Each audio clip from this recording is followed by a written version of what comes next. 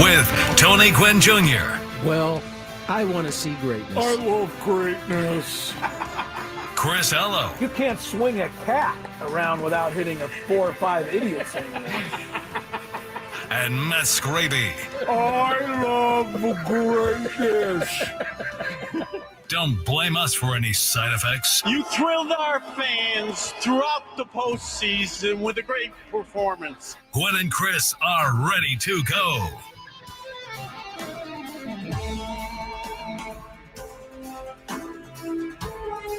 All right, welcome to it. Finally a Friday, everybody. And we're back in action tonight. The Padres, try to get back in the win column in Colorado against the Rockies. We are on ahead of that ball game. It is Gwynn and Chris Ello, and Mr. Skraby alongside in the Odyssey Palace Studios. Tony Gwynn Jr. is idle today. I don't believe he's even on the road trip.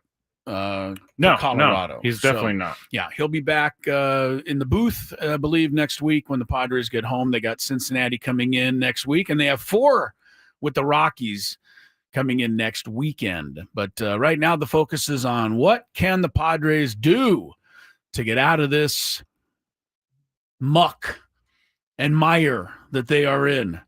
They've dropped 8 out of 10. Their starting pitching has been downright awful. And tonight, they send to the mound clearly their best starter. They don't have a guy better than Nick Pivetta, except at Coors Field. The numbers suggest that Nick Pivetta ought to stay in the hotel room. He's lost all 4 of his career starts at Coors Field, and he has an ERA of 17.36. It brings up something, and I have a feeling you and I and the listeners are going to end up going down a path that has become all too familiar lately. Uh-oh. But I'm going to bring in this. Here's the thing. Based on a lot of the analytics that fans have now and have access to, based on a lot of the statistics that fans look at and have access to, based on a lot of that stuff, I think there's a lot of Padre fans, and maybe right now it's part frustration because they're losing, part this, that, and the other. But Padre fans think the lineup should be changed around. And we'll get specific about that later, but more specific on it later when the lineup today comes out. It's not out today yet. But I think a lot of people think it should be changed. And what they base that on is what, Scrape? Previous results, right? That's what you base it on. You base it on previous results. You look at something, you see what certain guy's been doing this season, what he's done in his career, and Mike Schilt obviously sees it one way and puts these guys where he puts them.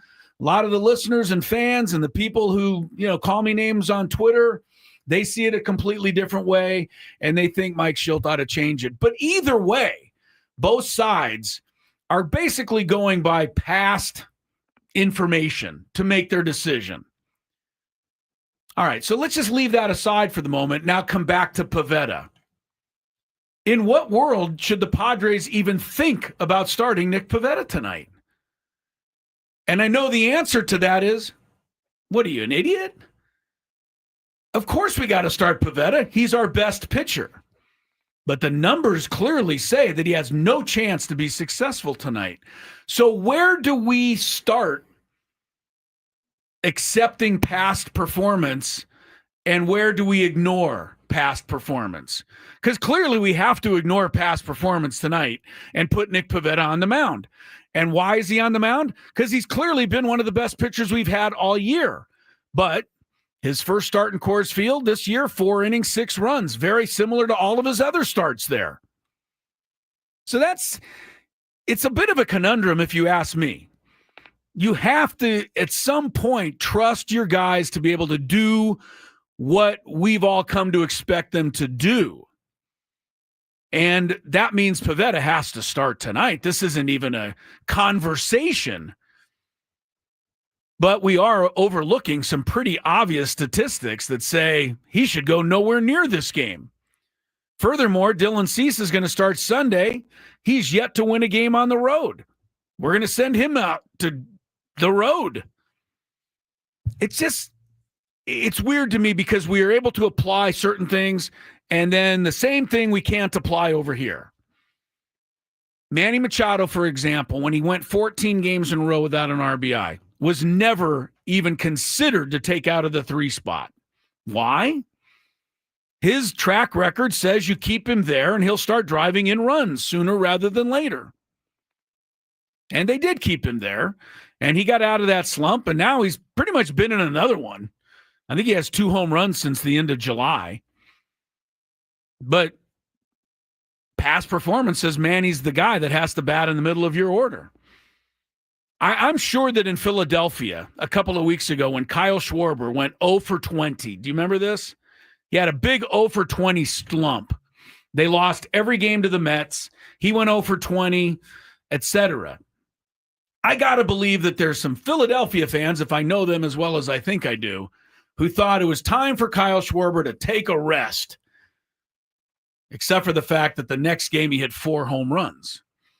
And they didn't take him out of the lineup because he's a threat to hit those 4 home runs. That's exactly why you keep him in there. And you keep Pivetta in there tonight because he's a threat to pitch like he has all season.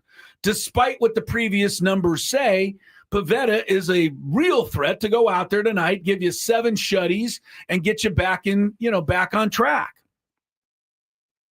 So we'll see.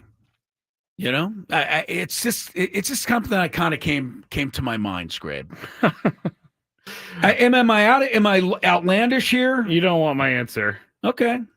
Well, I don't want to. All right, you disagree with me then? No, I think that you don't think there's a comparison between the lineup and the starting rotation because we see Luis Ariz on a daily basis. Okay, and you and Tony for years have told me you can't judge anything until you have a good sample size. I figure we have a good sample size at this point. So I'm not doubting. You brought up Luis Ariz. I never even mentioned his name. Okay, that's fine.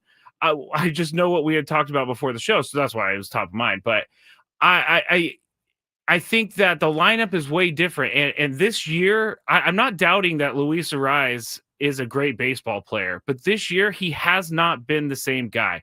That's what I'm going off of. I'm not going off of. But I'm not even answering to that question right now. I'm so talking what's about the question. My point. Yeah, I'm not making my point clear to you or to anybody, apparently. We use past performance to determine where guys bat in the order. Guys like Manny, guys like Fernando, guys like everybody. They all bat in a certain spot based on what we think they're capable of doing. Now, you think Ariz is capable of doing something differently than what Mike Schilt does. Let's throw away my Ariz comment. Let's throw away my Ariz comment. Thank you, because my point has nothing to do with him. Okay, you're talking about Pivetta. I'm talking about if past performance determines where you bat, doesn't past performance determine who should pitch? Now let me ask you this. Is that Nick Pivetta's career ERA in Coors or this year's ERA? No, he's only made 1 start this year. Okay. He's 4 innings, 6 runs this year. Well, I think the easy answer in 3 previous starts there, plus this year, he's got a 17.36 ERA. He's basically been battered every time he's been there, and he acknowledged such. Okay, I see where he struggles there. I misunderstood. Why are we pitching Pivetta tonight when the results say it's ludicrous? Because we don't have anyone else. Okay, there's no one else that can pitch for him tonight, and you're not. So do you think if we were okay in the history of baseball? I'm going to ask you a silly question, but do you think if we were 100% healthy in the pitching staff, they would skip Nick Pivetta tonight? No way would they skip him, nor should they. He will pitch in his regular rotation the rest of the season. He's the guy that got you here. He's the guy that's going to have to get you the rest of the way. But when we talk about the Padre lineup, that needs to be completely revamped because they've lost 8 out of 10 games, and they could be so much better than they've been. I could argue that's where I'm struggling. Okay, here. I could argue that Nick Pivetta has too small a sample size. He only has 4 starts in Coors Field. 4 starts. That might be too small sample size, but I think the lineup is more, and I hate using this word, fluid, because things are constantly changing within a lineup. Guys are hitting better than they have all season, and then there are other guys who are hitting worse than they have all season. So I think the lineup, although they have been winning, I think that people want to see the changes happen because someone's in a rut. And I understand that's not going to happen. And I do understand your point now. Sorry, I didn't put it together until a couple minutes ago.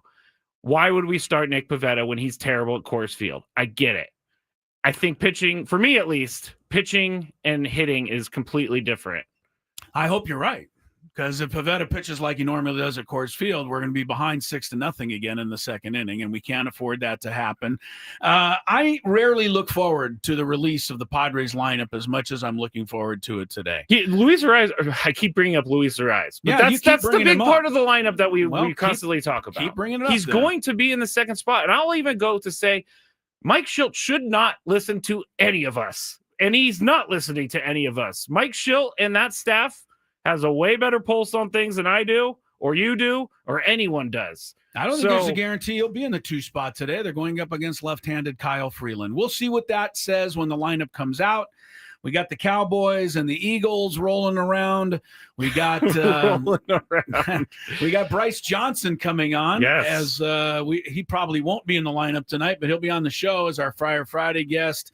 We have all the rest of it until 4:40 this afternoon. So stick around. Gwynn and Chris underway on San Diego's numero uno, 97.3 The Fan. Hey.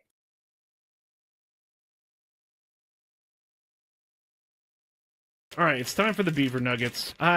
So the story is somehow Buc-ee's got brought up. I think Frank brought it up. Yes. And it's a rest stop / mall / entertainment zone, super center. And someone said on the chat yesterday that they have like 100. They went to one with like 100 gas pumps, which is a lot, I guess. But while we were talking about this, Sam Levitt was in New York listening, and he goes, "Put me on, put me on, put me on." And so we put him on, and he's talking about how much he loves Buc-ee's. And so we got into the conversation, and it ended up being about the Beaver Nuggets. And so I had to order them because I find the name Beaver Nuggets very gross. I find it gross. But we're going to go with this. It's kind of like a Cheeto / a corn pop. It's like a cheese doodle. A cheese doodle. And we're going to eat them right now. I don't think these are bad, but here we go.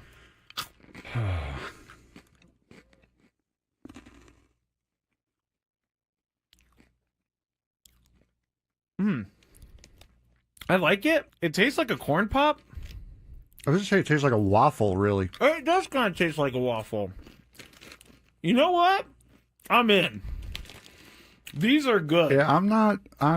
You want another one? No, I don't want another one. But yeah, I mean, it tastes like a waffle, like a waffle with syrup on it. It's pretty good. I gotta say, I'm not hating these at all. Actually, they're very good. I like this. The waffle is a perfect explanation. If you've ever had, I'm sorry, I'm talking on the microphone with food in my mouth. But if you've ever had a what is it? A Lay's potato chip that's waffle flavor. It's kind of like that. Sad Fryer says, "Are they cheesy?" No, they're not cheesy at all. Actually, they're sweet. No, it's like a hard waffle with syrup on it, with dried encrusted syrup on it. Now I don't exactly know what the puff is. It could be just fake something. Most likely. I mean, it's like caramel a little bit too. All right, I gotta stop eating these because I will eat the whole bag. I love these things. I'm gonna leave them here though because I will eat this if I go home. It's just gonna be a bunch of beaver nuggets in my bed as I sleepwalk or something like that. All right, it's time for the Beaver Nuggets. So the story is somehow Buc-ee's got brought up. I think Frank brought it up. Yes. And it's a rest stop / mall / entertainment zone, super center. And someone said on the chat yesterday that they have like 100. They went to one with like 100 gas pumps, which is a lot, I guess. But while we were talking about this, Sam Levitt was in New York listening, and he goes, put me on. And so we put him on, and he's talking about how much he loves Buc-ee's. And so we got into the conversation, and it ended up being about the Beaver Nuggets. And so I had to order them because I find the name Beaver Nuggets very gross. I find it gross. But we're going to go with this. It's kind of like a Cheeto / a corn pop. It's like a cheese doodle. A cheese doodle. And we're going to eat them right now. I don't think these are bad, but here we go.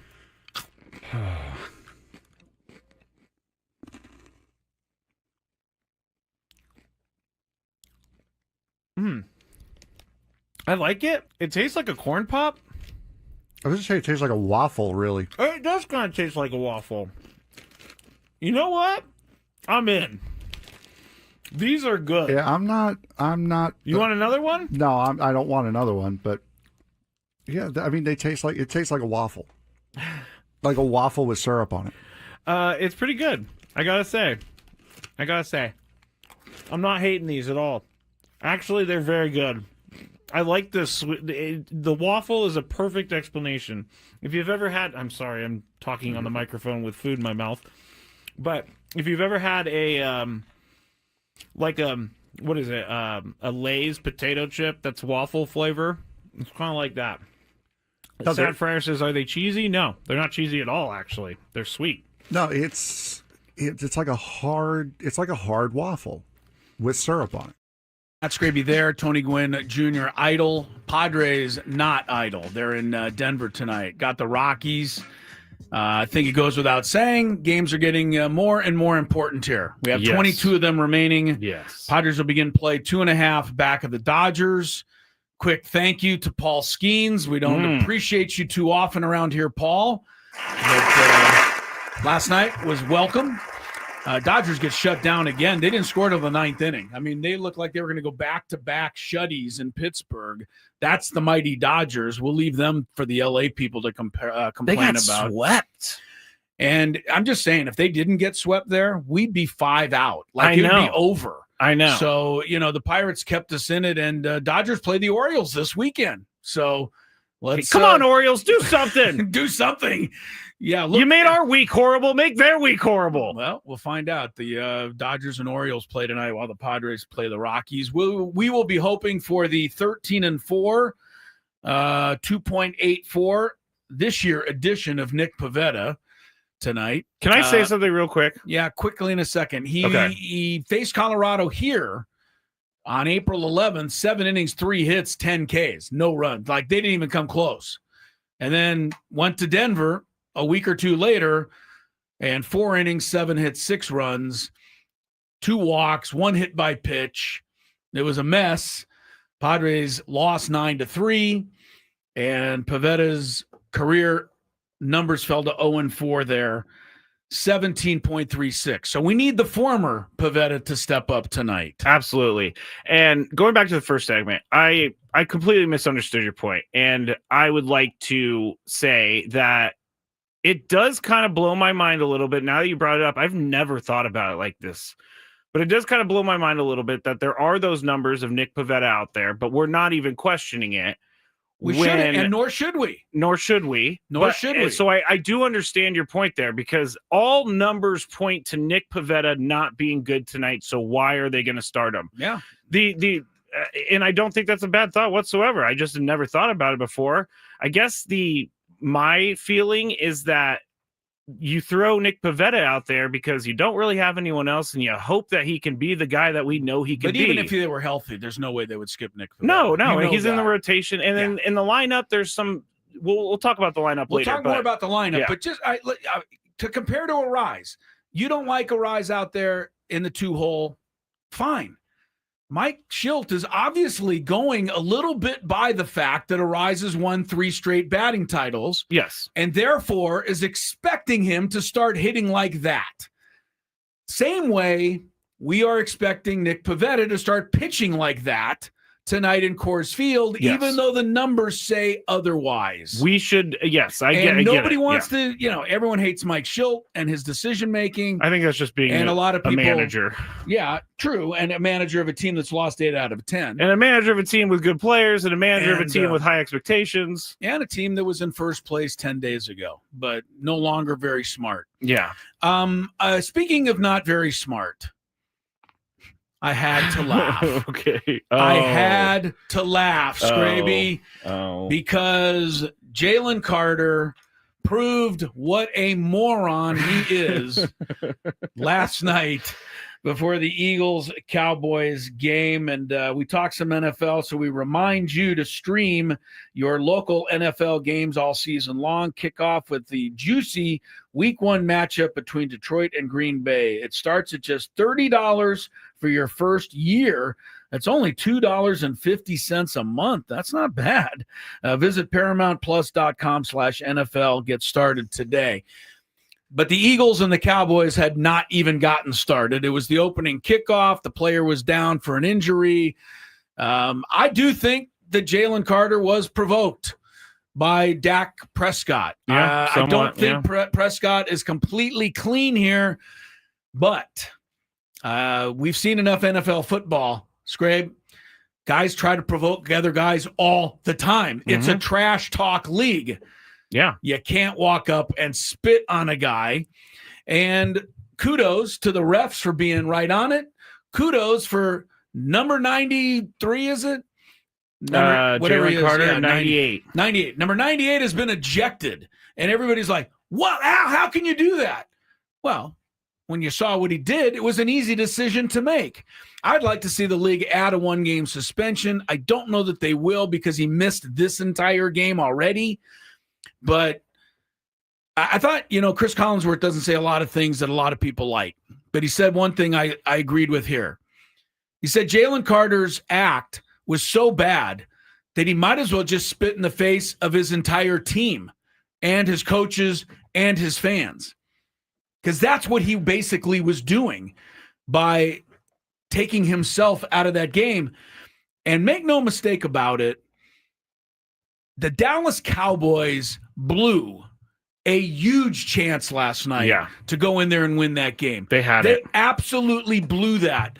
I never expected Dallas to win, but when you watch the way the game was developing, Philadelphia's young cornerbacks, they couldn't cover Pickens and Lamb. And when they did knock the ball away, they had to interfere with them to do it. But Dallas seemed to go away, especially from Pickens. They only threw to him 2 or 3 times the whole game. That was a chance. You've got Carter out of there. The Eagles have a really young defense that'll probably get better as the season goes. That game was on the table for Dallas to take. It was. And they didn't do it. I think, the Eagles, Jalen Hurts is underrated. I'm sorry. I know he's the Super Bowl MVP right now. That guy is underrated because he doesn't ever get mentioned with the top guys in the league. And that was a top guy in the league performance last night. He won the game. About it. We can talk about Roman Anthony. Oh, my gosh. Sorry. That was I pulled up the feed from WEEI somehow. Yeah, good. All right. Well, let's see what they're talking about. Yeah, you want to talk about Roman Anthony? He's out for the next month. I'd love to talk about him, but we need to take a break because our guy Bryce Johnson is our Friar Friday interview, and he's scheduled to join us right at the bottom of the hour. So we'll step aside for that on Gwynn and Chris. I mean, I think first you can have that belief when you put the kind of work in that you do, that your body's going to heal right, and just trusting it. You talked about being an extension of the coaching staff. I would guess that that's going to be even more so this year with you not being able to actually do the physical part. Yeah. Is there something that you've tried to do this offseason to kind of get you into that mode in terms of being that extension? Because the reality is, although your arm might be useless in 25 this year, your mind's not going to be. And there's still a lot of guys, especially the ones who may be vying for your spot in the rotation, that could lean on you a little bit. Yeah, I mean, it's my job to help prepare these guys the best I can. And, guys like Waldron, guys like Randy Vasquez, Johnny Brito, Those are guys that are, have really good stuff and are not far away from, being, middle of the rotation to top half, starting pitchers. Yeah.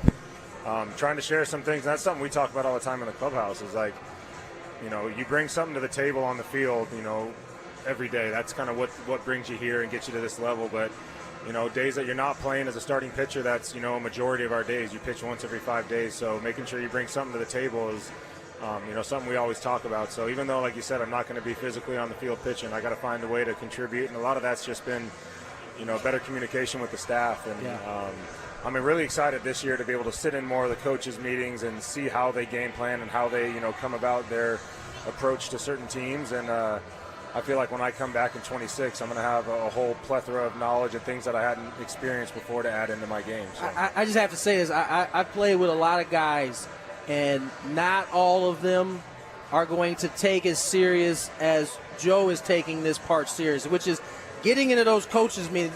Coaches are here a lot earlier than the players, Are they, man? especially during spring training. So the fact that he's going to be willing to do that, I think that's awesome, man. That's what separates you from a lot of these other guys out there. Right. We're talking to Joe Musgrove here, Padres pitcher, 97.3 The Fan. And I have to ask from the fan perspective, because Tony every day on the show, whenever a team in the National League West signs a new big-name player, all of us fans are kind of like, why? And Tony says it doesn't matter. They still have to go out and play the games. Right. When you see that happen, how do you feel? Yeah, I mean, it's a different perspective as a player. Our job is, our goal doesn't change regardless of whether we add, and that stuff's, out of our control. So you never want to sit here going into an off season saying, we're going to be fired up if we get this guy and this guy, and not if we don't get this guy. So you look at our team, and a lot of people see all the moves being made and don't see us making moves, and it seems like a mismatch in the division. All these other teams are adding, but you look at our roster, I mean, we spent a lot of money over the last handful of years and committed a lot of guys to be here long term, and the value in having those guys return every year and continue to build that relationship and that growth is every bit as valuable as adding a new free agent. So love that. I think with the progress we made last year, and you guys will never understand how we feel. I'm sure you can see a little bit of it on the field and how we carry ourselves and, the camaraderie and stuff, but you'll never truly understand just how close that group got last year. And although we didn't, achieve the ultimate goal of winning the World Series, we grew a ton as a team. We grew a ton as, a unit. And I'm super excited that we got most of these guys coming back. We got the whole staff coming back, and we can kind of pick up where we left off. Well, last one for me, because you kind of just hit on it, and I think it's so important. The continuity, right? This is, year maybe 3-4 of this nucleus being together. How much of an impact can that have on a team, having guys who have been in the locker room together for so long?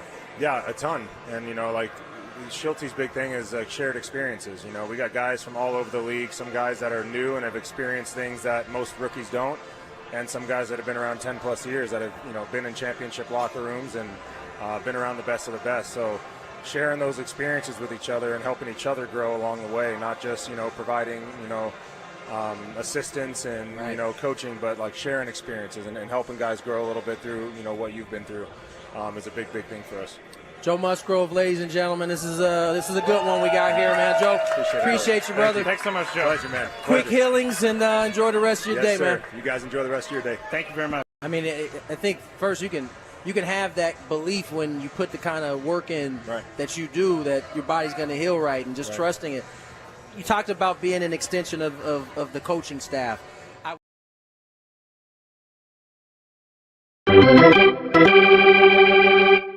All right, 2:28 is the time. That sound means the lineup that we have been awaiting is out. And we got Bryce Johnson coming up in just a couple of seconds. He's in Denver.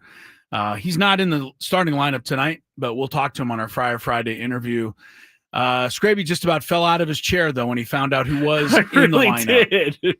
Go ahead and give it to everybody. All right, batting first, playing right field, Fernando Tatis Jr. Batting second, playing first base, Ryan O'Hearn. Batting third, playing third, Manny Machado. DHing his sheets, cleaning up. Laureano in left field, batting fifth. Jackson Merrill batting sixth in center field. Jose Iglesias batting seventh, playing shortstop. Jake Cronenworth eighth, second base. And Diaz is catching for Pivetta in the ninth spot. So he's not in the lineup, but as you said earlier, lefty on the mound.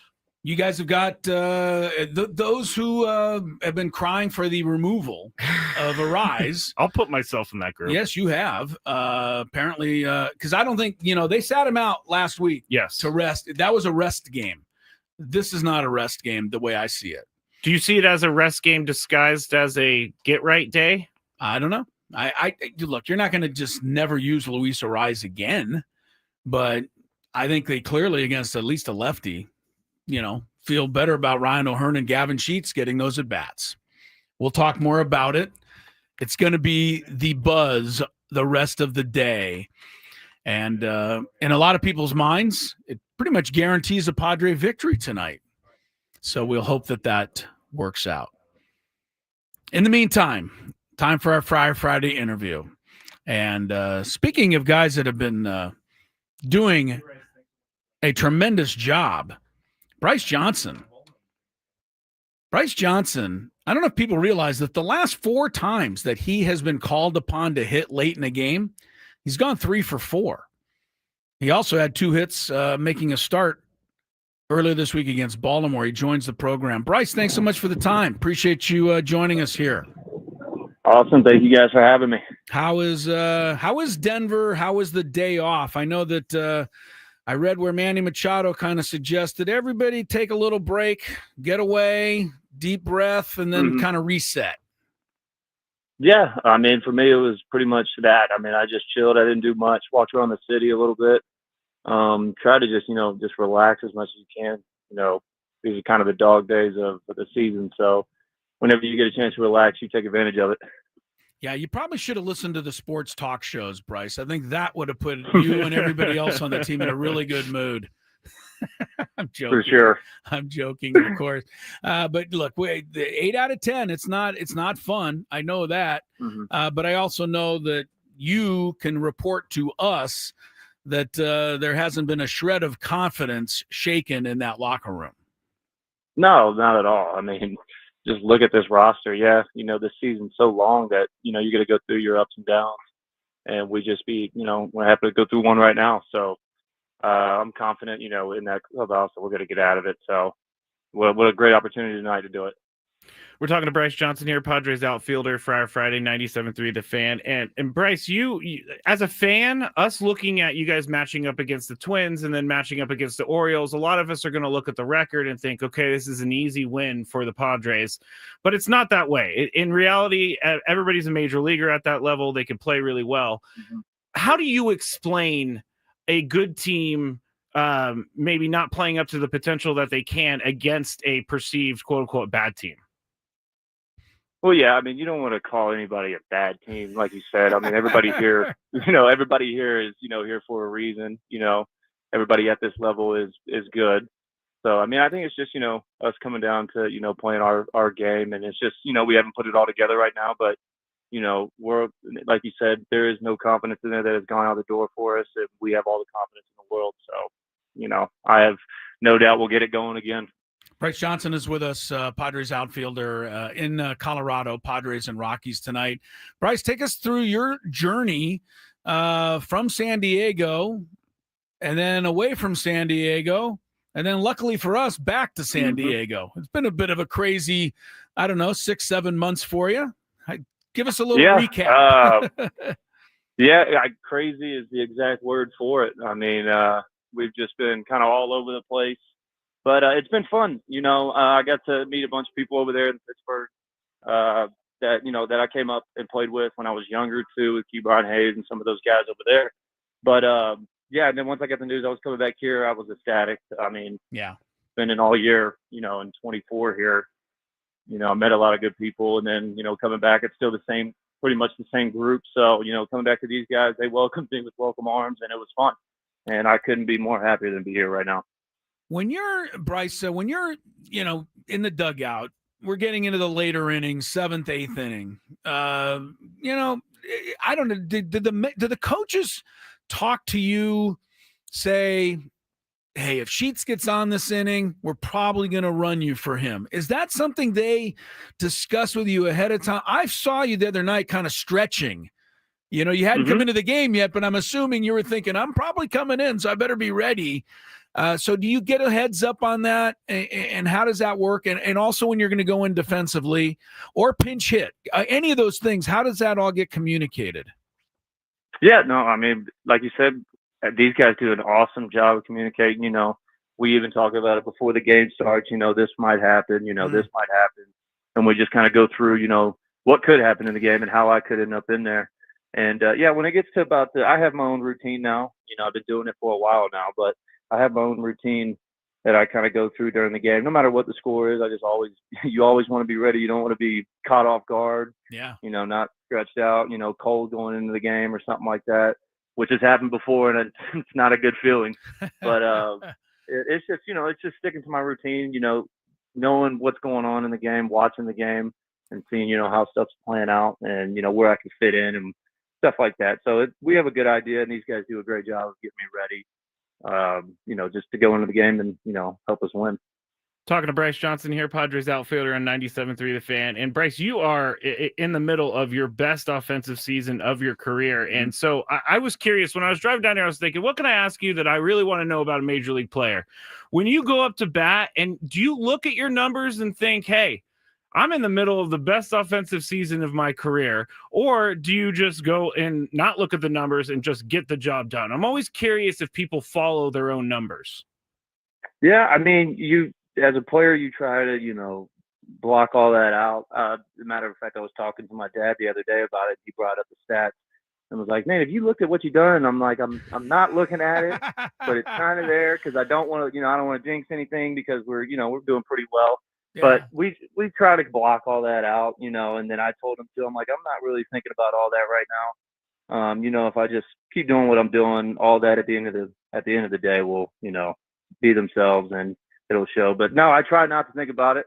If that's the answer you were looking for, you're probably thinking that's what I was going to say. No, I mean, I also was going to start it with all of your numbers. So now I'm glad I didn't start it with your numbers so that I don't put it. He's having a great year, man. 345. Like, yeah, he tried. My dad tried to slide in there and, spit the numbers at me. I'm just like, hey. Let's mention it. 345. That's a good number. It is. It really is. Number. I'm impressed. Yeah. Were you always fast? And stealing bases, and I mean, you probably were, but stealing bases, how much of it is speed and how much of you had to learn about the actual, idea of stealing a base, the art of stealing a base? Yeah. I mean, growing up, I've always been fast, played football and all that. So I was always had the speed for it. I would say getting into pro ball a little bit, and then especially my first year in AAA and then my first year in the big league, it kind of got to the point where, okay, we could use the speed, but like, let's use it at the right time and not just, carelessly steal bags, get thrown out at times. But since I've been up here and then my first year in AAA, we've kind of like honed in on like certain stuff, when to run, who's pitching at the end of the game, the score of the game dictates everything. So it's like, it's more, situational, awareness of the steals. But I'm trying to go every time I could get on there, and then I'm praying every time I'm on first base for a ball to get hit into the gap, just so I can just take off and not stop. But no, the speed is always there, and then now it's just gotten a little more technical. Yeah, I would say. We're talking to Bryce Johnson here, Padres outfielder, 97.3 The Fan. Last one from me, Bryce, but another player question. Like you have to come into the game late in the game when everything's basically on the line. That's why you're in there for a defensive replacement to make sure no more runs are given up. But you may not get the most time practicing on the road in the field. How do you go about learning a new stadium? Because I'm sure it's a lot different for you every place that you go. Yeah, I mean, I'm here early almost every day just to get my work in. If it comes to, running, lifting, hitting, and all that, because I know when the game starts, you're waiting a little bit to get in, so I want to be prepared before. But yeah, we go through every stadium. Every stadium, like you said, is different. Like tonight here in Colorado, everybody knows this place. So, it's getting, fly balls in and, getting reads off the bats and stuff like that, because this place, is completely different than Petco. So it's just learning each stadium. And then I've played here before and in all, other stadiums too, but it's more of just pregame work, getting your feel. That's where, I feel like I treat everything like it's, it's game time. So just when I get in there, everything's solid. But no, it's been good work before the games. Bryce Johnson, man, we're happy to have you again here in San Diego, part of another, a successful season. I don't know what the Pittsburgh thing, but we're glad we got you back. Awesome. That's it. And No, I'm glad to be here. yeah, for sure. And the pride of Sam Houston State. Nice. He's a Bearcat. I can hear it in the voice. Yeah. Hey, Bryce, thanks for the time, man. Have fun in Denver tonight, and I'm sure we'll see you tracking down some fly balls late in that game. And you will get to use your speed in that outfield, right? Oh, yeah, for sure. All right, man. Have fun. Thanks so much for joining us. Thank you, guys. You betcha. Yeah. Bryce Johnson right there. Nice enough to spend 10 minutes or so with us from Coors Field in Denver, where the Padres play the Rockies tonight. And I like the guys like Bryce Johnson because I was never the guy who had like crazy athletic skills. I mean, he does have crazy athletic skills, but yeah, he does. He has fought for everything that he's got, and he's on a team right now on a bench that, you can't be making mistakes or else you're going to be replaced. Yeah, but look, he doesn't think of it that way. I know he doesn't. Yeah, he's thinking of it like this is the greatest opportunity I've ever had, right? I mean, Bryce Johnson's 29 years old, okay? He started in the minor leagues in San Jose after he came out of Sam Houston State. He was in the A League, actually started in Salem in the A- League. In 2017, he's basically been toiling in the minor leagues for 8 years. So for a guy like that to land in a position like this, where he is a fourth outfielder, getting pinch hits, getting pinch runs, playing off the bench, getting a start here and there. Because he's 20 for 58 this year. Yeah, I mean, you asked this the other day. I don't want to pick on Will Wagner and go into this again, but Bryce Johnson's been more successful than Will Wagner pinch hitting late in games, to be honest with you. So we'll see if that changes the way the lineup changed. Today was the day. Yes, it was. Luis Ariz has been benched. He's been benched. I'm not going to say it's benched. I'm going to say he's sitting against the lefty. All right. Well, he's at least sitting against the lefty tonight. Ryan O'Hearn will start at first base. He will bat second. That moves Gavin Sheets, the DH, into the 4 spot. The rest of the order is pretty similar, except for the fact, well, I shouldn't say except for the fact, Diaz is catching largely because Pavetta's pitching. He always catches Pavetta. But look, you guys out there have been on this for a long time, and we'll see. I hope it's a 10-run, 12-run, explosion. Do we really think, though, that one game without Luis Ariz is going to tell us either way? No, because he didn't start a couple of weeks ago, and I don't even remember what happened. Well, I remember what happened. It was the game Ramon Laureano batted second, and he came up with the tying run on base and 2 outs in the ninth inning. Yes. And we all were like, wow, this is ironic. It is ironic. The one guy you didn't want up wasn't up.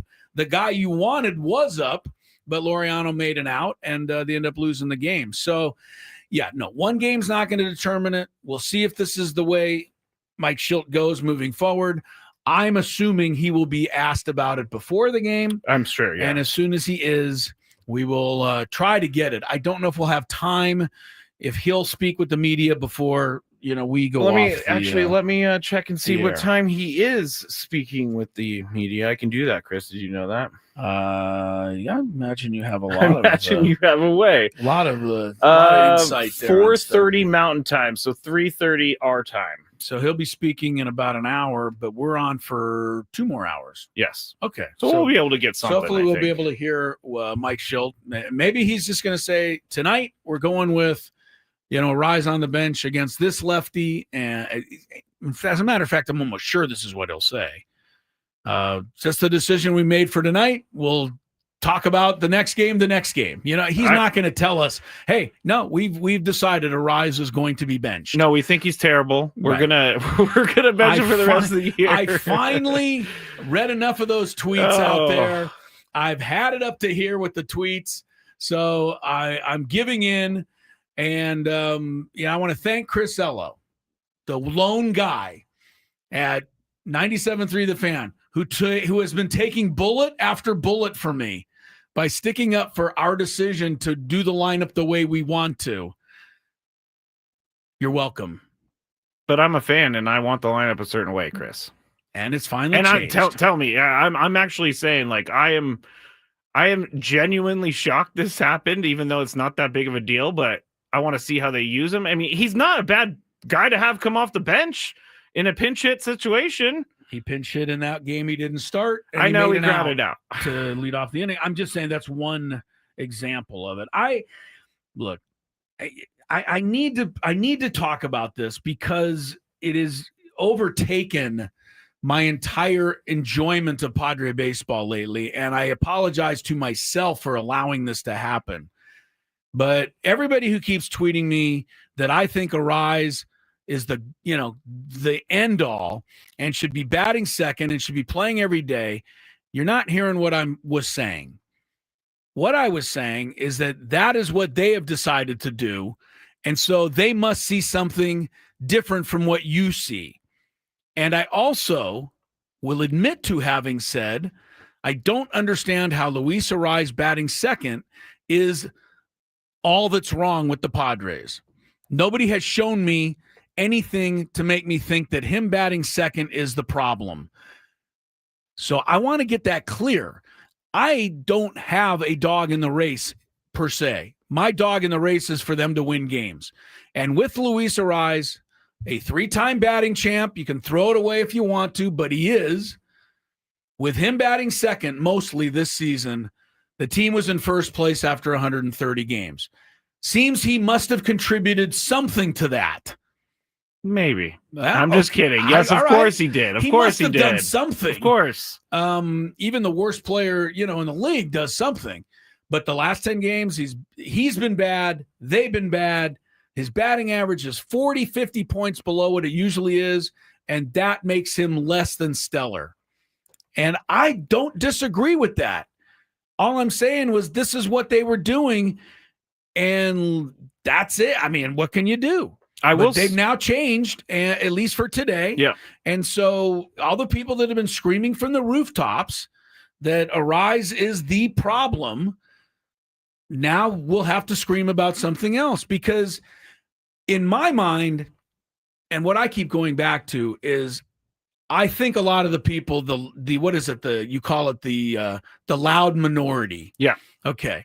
I think a lot of people that are in that loud minority, I think they're the same ones that thought Xander Bogaerts should be benched. You're 2.5 months ago. You're probably right. All right. They didn't listen to you that time. And I think it's a good thing they didn't listen, because he really had a great 2-month run. And it seems that most of us now miss him, since he's hurt. Here, I have seen the insults thrown your way, and first it's Twitter, and so I have to remember that I shouldn't take what Twitter, personal. I shouldn't take Twitter personal, but I understand that, people, when they come at us with opinions, it's like some people you cannot have a conversation with. It's their opinion is right. You're an idiot because I played high school baseball, or you don't know ball, or something like that. And I'm always willing to have a conversation with people. Chris is always willing to have a conversation with people, but it seems like I haven't been behind everything that you've said, but I don't think you deserve to be called an idiot because of your opinion. I don't mind. It's everybody's opinion. Everybody has an opinion. I don't mind. Honestly, I do find it rather amazing that there's that much hatred, and I mean, almost call it hatred out there. We already talked about what the players face every time they go 0-for-4. We talk about, what other people whose voices are heard. So I kind of expect it. It's pretty easy to hide behind a Twitter feed. Oh, totally. And say whatever you want. Well, it was like the people that were messaging Jason Adams' wife or Jason Adams' account and saying, I'm so happy that you're not going to give up another home run this year. Yeah. Those people, that's about as low as you can get right there. I have zero time for social media trolls. Zero That's about time. As low as you can but get if you want to come at me and we have a nice conversation, I am fine with that. And if we both leave saying that dude's crazy, that's fine. But just be nice, people. I don't believe they can be. Many of them. Just be nice. Oh, Minister of Training. Oh, hey, what's up? Chris, I don't always agree with you, but when I do, I will tell you I agree with you about Luis Arise. They're supporting you. Yeah. Thank you, Minister. They're supporting you. I'll take it. I'll take it. I did post something today that had nothing to do with Luis Arise. Uh-oh. And it's something that I've been talking about all year. And you finally have kind of gotten a little behind this. Okay, what is that? It took a while because you poo-pooed this for most of the year. But I looked it up and I got it up to snuff, up to date. The Padres are now up to 793 plate appearances this year with either 2 men on or the bases loaded.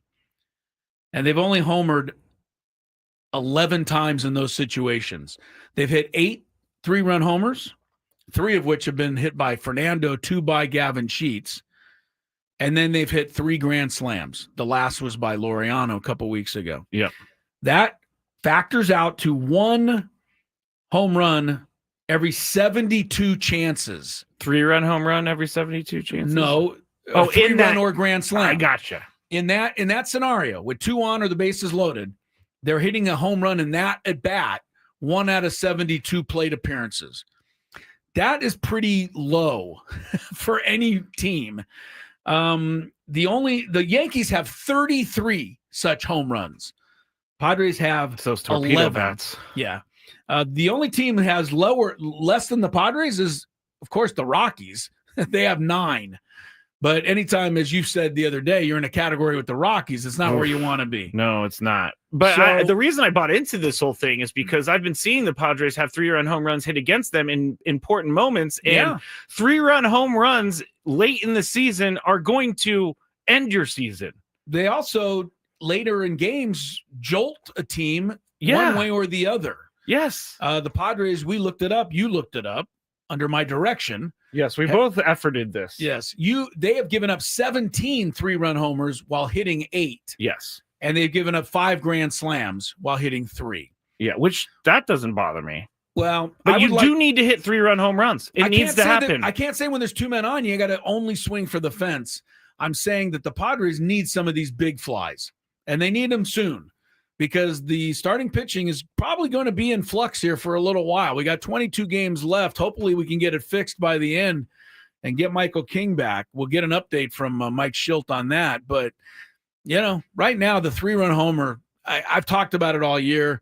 People say, well, all right. But when we get 2 guys on, I look for it. We need some of these. I guess the reason I poo-pooed it, as you said, is because I figured we had a lot of season left, but we haven't really seen that many more this year. So, I mean, you would think, pitching is a problem right now. 3-run home runs, grand slams a problem. But I think pitching is the reason why this team is losing right now.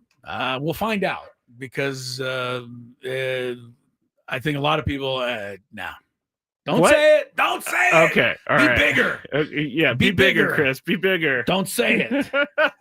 Look at that. Self-edit, on the air, growth. Editing growth.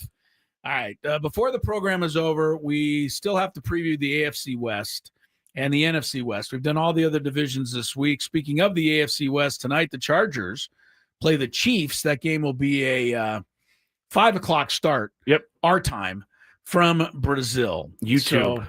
So, YouTube channel. Have fun with that. I know it's going to be really easy. Oh, does everybody get this game, or it's free on YouTube? You go to you go to YouTube.com. I'm pretty sure. I mean, you might have to make an account if you don't have one, but it should be on the front page of YouTube.com. I saw about 1 million commercials last night saying it was free, so I have to.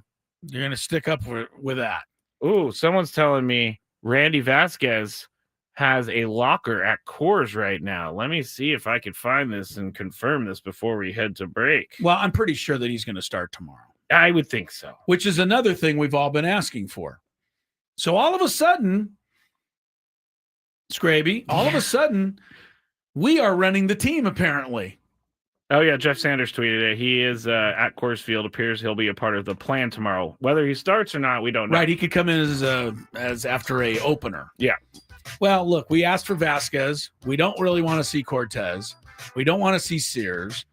We've asked for Arise to be pushed aside. O'Hearn that is to now be in the happened. lineup every day. O'Hearn there against lefties, especially because O'Hearn crushes lefties. So it's all happening before our very eyes. I love the traffic cop. I'm excited. Now all that's left is that the Padres have to go out and win a couple of games. We've got what we want now. They have to beat the Rockies. We have everything we've asked for now. Braden said it yesterday.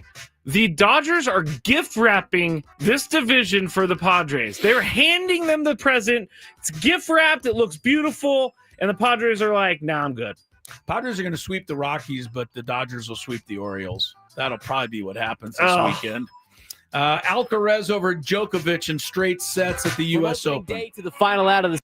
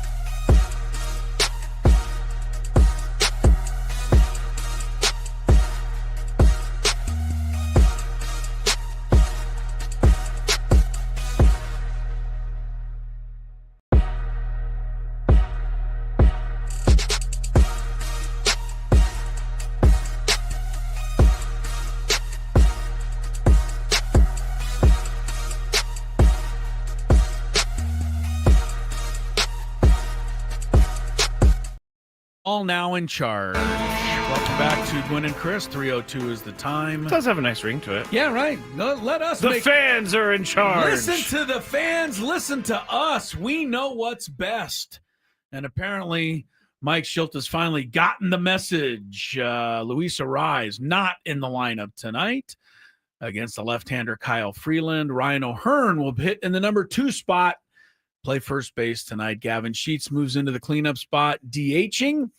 And the Padres take on the Rockies with Nick Pivetta, hoping to be like Nick Pivetta has been all year, not Nick Pivetta like he's always been at Coors Field. Dodgers are in Baltimore. Cubs won earlier today, 11-5 over the Nationals. So the Padres slip another half game behind Chicago. We welcome you back to the program. Chris Ello, Mr. Skraby over there. Tony Gwynn Jr. idle. He will be rejoining us Monday when the Padres are home for Cincinnati Reds coming to town. This could be interesting. Well, it's all going to be interesting. Look, you got 22 games left. I hope that I don't say every day, well, it's a big game. Well, get used to it. Yeah, I hope I don't say that, but I probably will. Mike Schilt was on with Ben and Woods this morning. That now, of course, is before his decision to not start Luis Arise. But he did address some real interesting stuff. I thought Woods put his feet to the fire a couple of times. And we'll hear some of what Mike Schilt said earlier today on Ben and Woods during the manager's report, which is, as you know, refreshed every Friday morning by EcoWater SoCal, keeping it soft since 1925. We will also, before this show is over at 4:40, hope to hear from Mike Schilt addressing his decision today to make the lineup change, although I wouldn't expect to hear anything mind-blowing from him on that. I wouldn't either. But we'll effort to get that. But before we hear from Mike Schilt, Ben and Woods this morning, winners, losers, daily gambit, lots coming up, especially this weekend. Let's go. Do you like money? I think about money a lot. Do you like money without doing anything? Winning. Do you want to make money while watching sports? I think Washington is immortal luck. Washington! Woohoo! If you answered yes, this is your segment. Just don't blame us when you lose. Nothing is ever your fault. It's your game. Take it.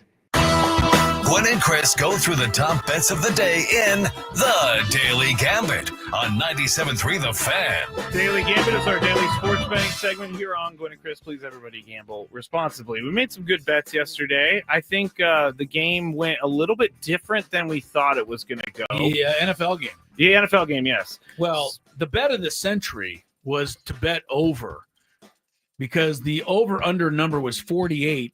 And they were at 41 points at halftime. Like, I could see people going to the window to wait for their money. Yeah. But it never got over. It never got over. It's crazy how it didn't get over. But the Eagles were 8.5-point favorites. You went Eagles. I went Cowboys. Eagles only won by 4 points there. Right. Over-under, as you said, 48. We both went over. They only had 44. Now, here is where sometimes things get crazy. Because do you get these passing yard bets off of a website or bookies, or are you making these handicaps up? No, I go to the website that predicts how much they're all going to throw for, and then I put my own spread on there. All right, so Dak Prescott was favored by 35 yards out of him and Jalen Hurts. So passing yardage. So we'll take the passing yards, take away 35. Dak had 153, which I thought he was already well over 200 because he was throwing the ball really well, but CeeDee Lamb dropped a bunch. And then Jalen Hurts, he ended up having 152. Yeah. So Dak won by 1 yard. That is incredible to me. That's how that went. Yeah. You had Hurts, I had Dak. 1 yard. Now here's something that I wish was better. Saquon over under 116.5 rushing plus receiving yards. Chris and I went over. He had 60 rushing yards and 24 receiving yards, so 84 Did get yards. A touchdown, though. He did get a touchdown. Okay. Now, here's some of the craziest stuff in the game, I think. We did a bet. CeeDee Lamb plus George Pickens receiving yards combined against A.J. Brown and Devontae Smith receiving yards combined. I mean, I can't believe the totals of both of these. It's insane. CeeDee Lamb had 110 yards on his own. George Pickens had 30. So they had 140 minus the 10 on the spread. They had 130. A.J. Brown and Devontae Smith only combined for 24 yards. A.J. Brown didn't have a catch until the last play of the game, pretty much. He didn't even have a target. No, they didn't look at him one time the entire game. They did look at him, but he was covered. I don't get it. I don't get how you can't have a playmaker like that and not touch the ball. The Eagles, look, the Eagles deserve to lose the game. They won the game because the kid for Dallas fumbled down there after the long run. Yeah, Miles Sanders, yeah. And they won the game because, CeeDee Lamb dropped balls that he should not drop on the last drive. Those were tough catches, but you are CeeDee Lamb. You are supposed to make those. Yes, especially the one over the middle. The last play was tough. The throw by Prescott on that deep one over the middle was incredible. It landed right in his lap. It was. So, CD took responsibility for it. Good. But Cowboys missed a big chance there for sure. And maybe the Eagles aren't going to be all that again this year, at least not until their defense, shores up, because they replaced almost everybody on that side of the ball. Well, their best player on defense ended up getting ejected before the first offensive play of the game. That was a weird start to the year. First, you have a really terrible injury on the kickoff. Then you have Jalen Carter spitting on Dak Prescott and getting ejected before the first offensive play of the season. I don't think Roger Goodell is going to be happy about Jalen Carter doing that on national TV to kick off the season. Well, I will say last thing on Jalen Carter, because he doesn't deserve much more of my time. But, the Eagles should have known. They wanted to give this guy $400 million and make him the 5th pick. He was an idiot at Georgia, and he's still an idiot. So the Eagles got what they got. Yeah, that's my thing on that. Yeah, I think he proved to me, at least, that there maybe wasn't anything learned from the past. Because here's the thing. I have a friend who's a big-time Georgia fan, and it's not Adam. They were defending Jalen Carter to the death when they drafted him. And this morning I texted and said, what do you think? And I wasn't trying to troll. Right. And they said, I think what Jalen Carter did was really stupid, because now everyone's calling you a murderer again because they're digging up the past. And this is on you, bro. Yeah. And it's on the Eagles. They brought him in. So you make a deal with a guy like that. I mean, he's a second team All-Pro football player. Yep. He's good. He's very good. So what? You're an idiot. I don't disagree. Miles Garrett is right next to you, by the way. If he gets pulled over for the 20th time speeding, Miles Garrett's right there. Yeah. So Jalen Carter's not alone. Yeah, I can't disagree with that. Sabalenka played against Pagula last night in the U.S. Open. Yeah, it was a pretty good match. Sabalenka was a -4.5 game favorite, and Sabalenka only ended up with a 3-game advantage, so they did not cover the spread. Pagula wins the bet. Osaka, Sabalenka wins. Yes, Osaka -1.5 game spread. She's the favorite. Was the favorite against Anisimova. Good job, Skrabe, on these tennis names. Thank you. You're Osaka. We both took Osaka. Osaka lost the match, so she loses the bet. Anisimova won it. Yeah. And then Alcaraz, it just finished. I did not see what he blew out Djokovic. He blew him out. Yeah, 3 straight sets, and I think he won by 7 games. Okay, well, his spread was -5.5, so both of us would be incorrect on that. We lost that. Alcaraz is into the finals. All right, we got to go quick here because I do want to hear from Mike Schilt on the other side. Tonight, Chargers, Chiefs, 47.5 points down there in Brazil. Over, under. Skrabe, you're first. Over.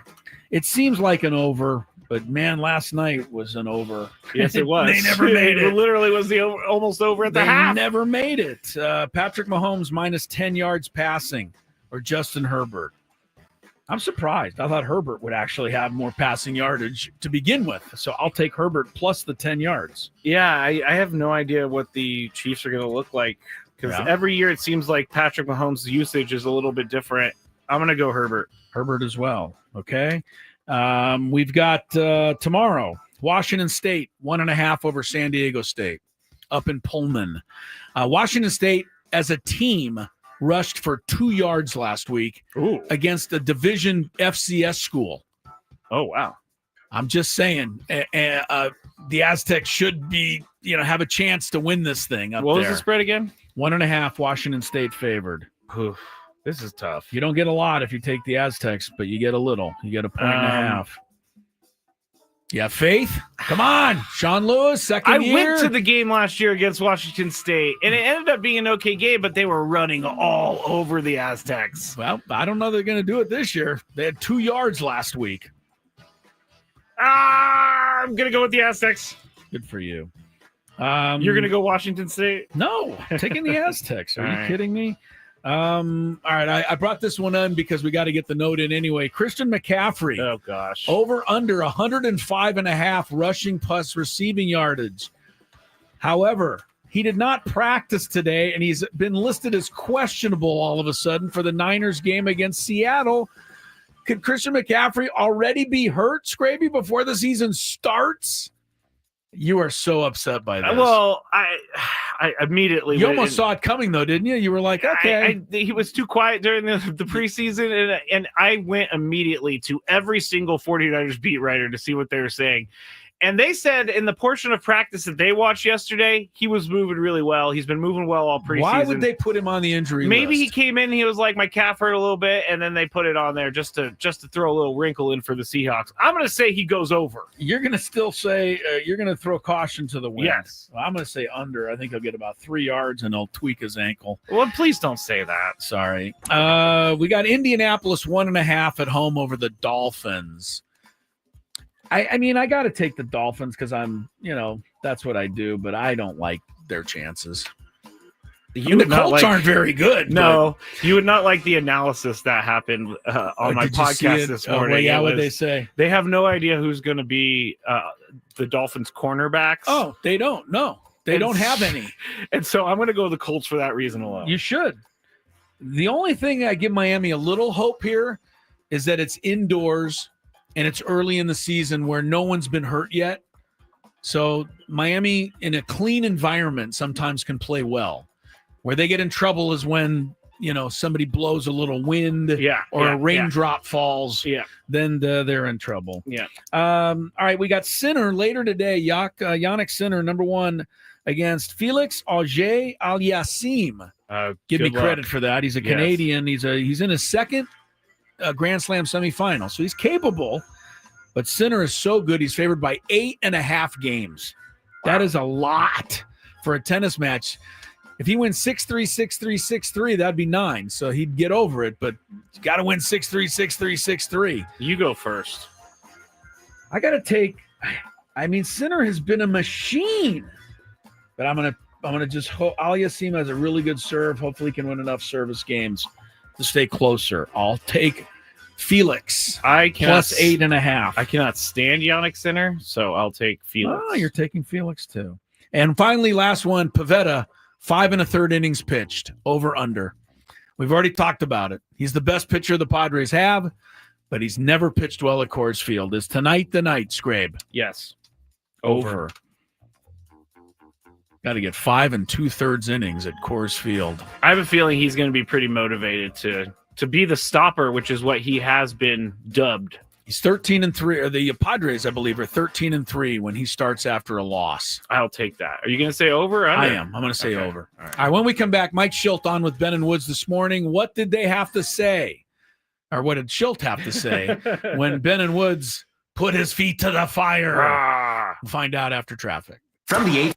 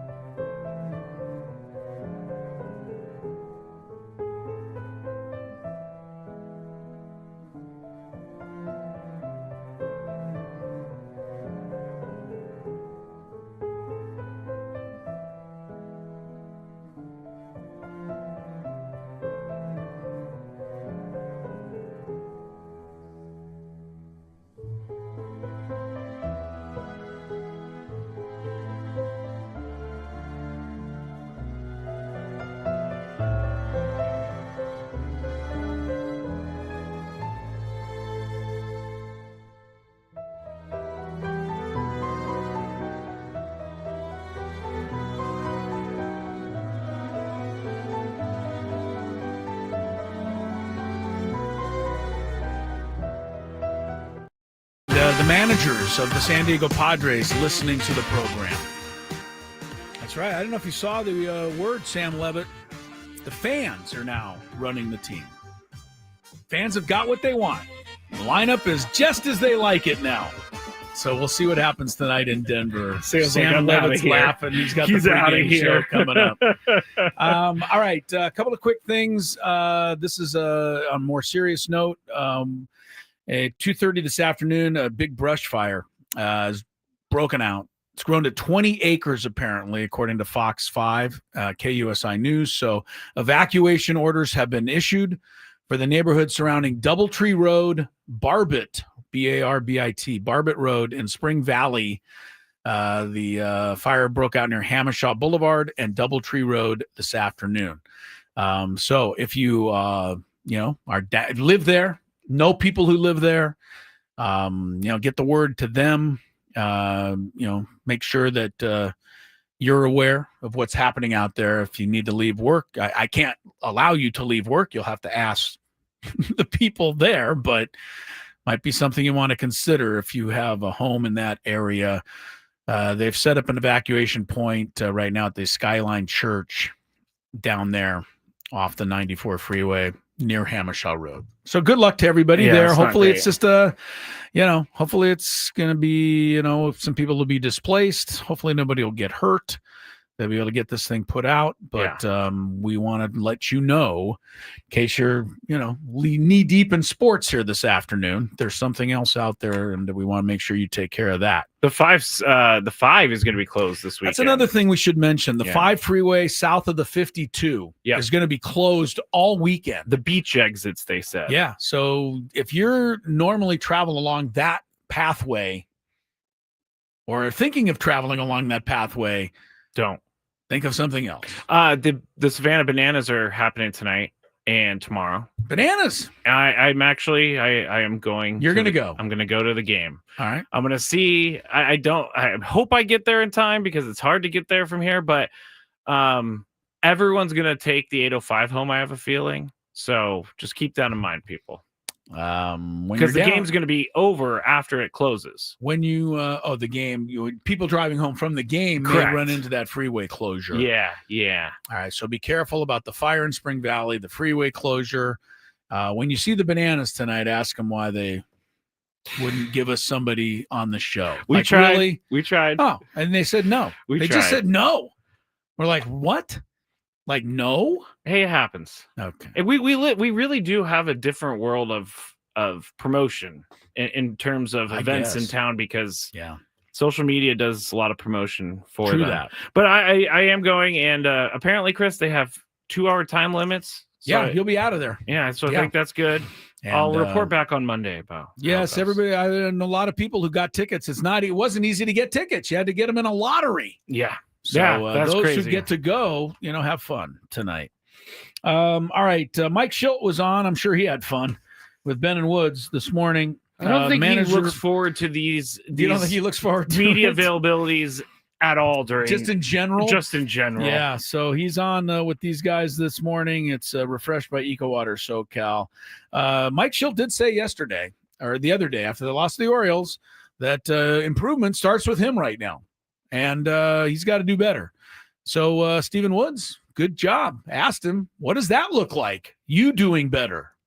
Really, it's just about making sure we're doing what we need to do to take care and be properly present and focused to execute to win games. And, when it's not as consistent on the win column, you got to look at yourself first. And, but I can tell you this, over the span of, multiple decades, the thing that has allowed me to have the position I'm in is to know that, A, that it just doesn't always work out, and B, what gives you the best chance to win games. And listen, there's no one formula for what that looks like.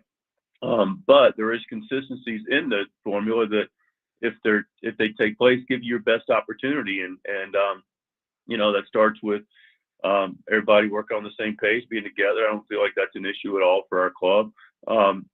But beyond that, it's some of the principles of fundamental baseball. And, it's about consistently throwing strikes and playing clean defense and executing on offense. And while we've done that, really well for some period of time this year, we haven't been as consistent the last 10 days. And, I've got to do my part to make sure that, we're consistent with the preparation, which, the preparation part has been really good. It's an elite preparation with every department and just making sure the focus is right. And then after that is, the execution is what it is. And we've got to be able to be more consistent with it. And I got to do my part. Yeah. It would be really behoove Mike Schilt to start throwing some strikes. Oh, that's right. He doesn't actually throw the pitches, but they can't walk everybody. It's got to start tonight with Pivetta getting through, first couple of innings and like 25 pitches total instead of like 45. 45. That's been happening. All these short, starts and a lot of runs given up. I usually like when managers and coaches, when they take it on themselves, because ultimately the team does answer to them, even though the players are actually playing. Because it would be really easy for managers and coaches to say, "Hey, I'm not the one playing. We put them in the great spots. They're not executing." That would be a horrible. And they would thing. never do that. Would be a horrible. The only, who does say, the only person who would say that would be Coach Angel Reese. Coach Angel Reese. Yeah, once she starts coaching a team, she'll start calling out her players like she does her teammates. But yeah, that wasn't good. That wasn't great. But Mike Schilt, I think his preparation is there. But I'm really curious to hear what he says, here in a few minutes about why he changed the lineup today. I mean, that had to go along with his preparation, and he's had 48 hours, and he and his coaches and staff and people to sit on it. And they changed it. Yeah. So we'll see, what went into that. I'm curious to see what he'll have to say. One other thing, though, I wanted to get to that he talked about with Ben and Woods this morning, the weekend rotation plans. We already did hear earlier that Vasquez does have a locker there at Coors Field, so it's looking like he's the guy tomorrow. But also an update on Michael King, which Mike Schilt gave to the guys this morning. Yeah, we got the Vetter today, and we've got a TBA tomorrow, and we got Cease on Sunday. Okay. And then Michael King, I know you mentioned on Wednesday, not in pen, but as things were going well and recovering well, that we could see him back sooner rather than later. Any update on how he's feeling coming off of his side session? I think was the last one that he threw. Michael threw a game in Arizona in a bridge game, threw 5 innings yesterday, 62 pitches, and was able to field his position. And it hasn't been so much of Michael being able to get on the mound. It's been more about Michael recovering from the load of what's taking place that given day when he's asking to compete a little bit more in either a side or a live, or yesterday an actual game. So we'll see how he recovers, and if he does, he's trending towards getting back with us. That's good news. Keep your fingers crossed there. I mean, I honestly don't even care how Michael King does when he comes back. He just needs to be I there. just want him to get 3 or 4 starts before the playoff. Yeah. And, hopefully that's going to happen. But tomorrow, that spot is going to go to either an opener or Vasquez. By all accounts. Yeah. The other spot that they have to think about is Cortez going to come around again next week against the Reds. Are you going to start him again? I don't know. I don't know either. I don't know that you could. I don't know that you'd be in a hurry to do it. Do you think that this coaching staff feels like 4 starts isn't enough? I don't know. Right now, Cortez is set for Tuesday night against the Reds. So I'm just saying, I don't, you going to do that or not? We'll see. We'll take a break. When we come back, some NFL injury notes. It's Friday before the opening games of the season. Just a couple of quick ones, and then we'll get into the big 5. Okay, just making sure. Yeah, I know. You gave me that look, and I was ready for you. Thank you.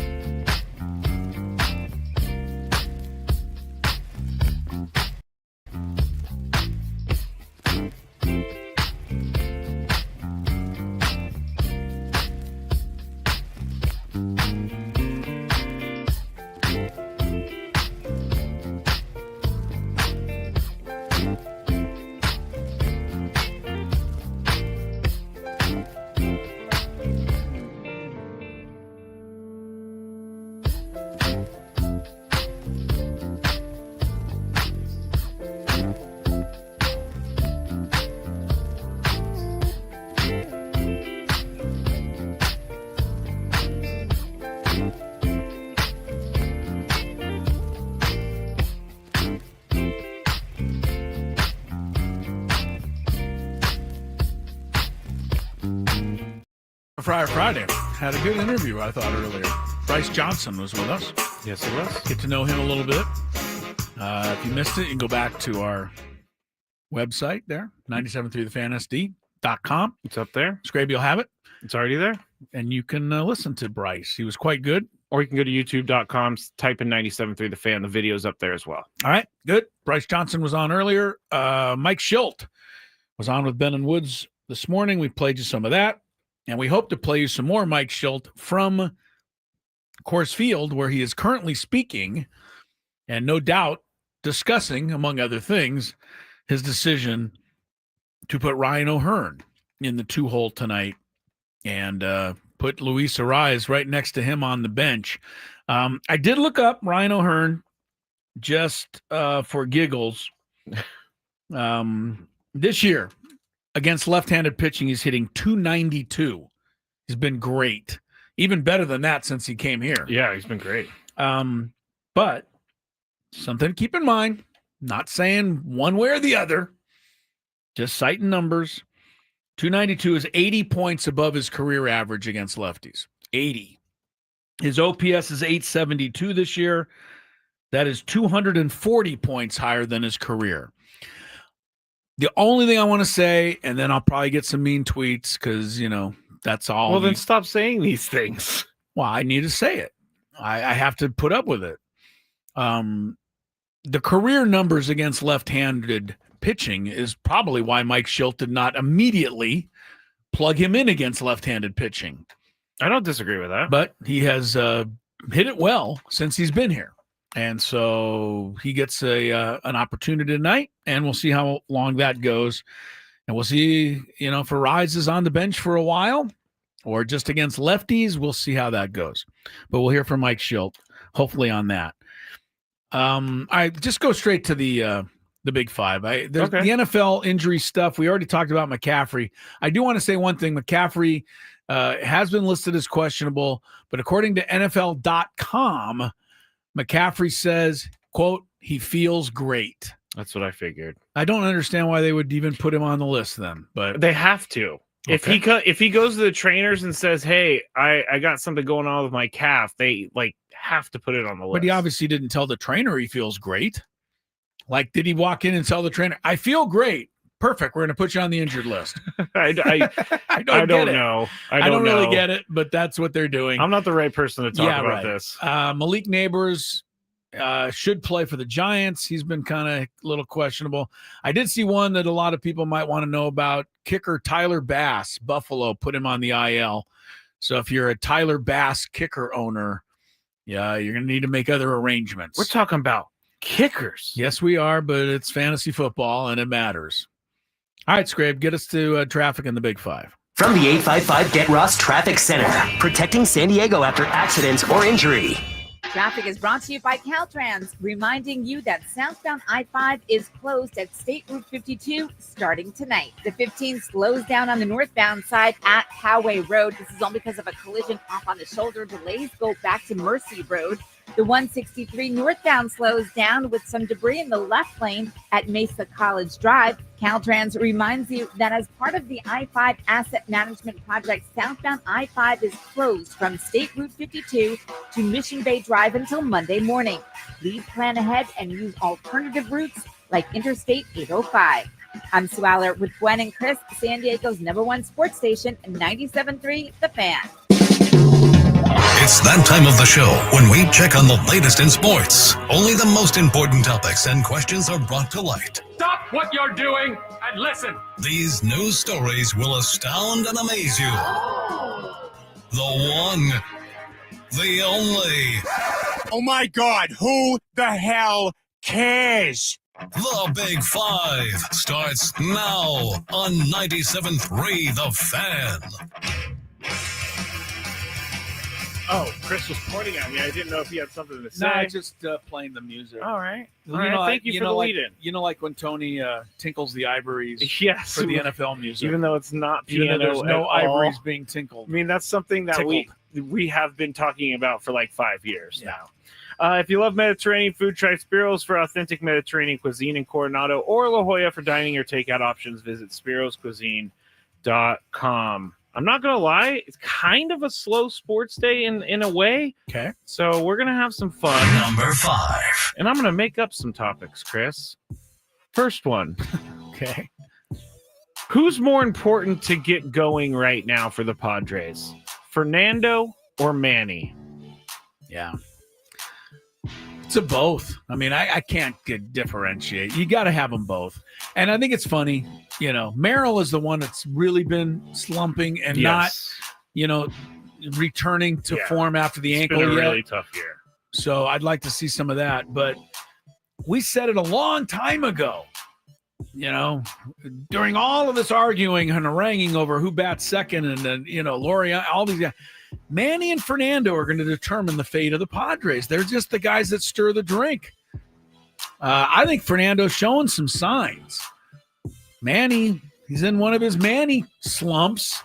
But the good news is there's 20 games left for him to get on one of his Manny heaters, and I'd like to see one about now. He's shown us this year that he can get out of a slump relatively quickly.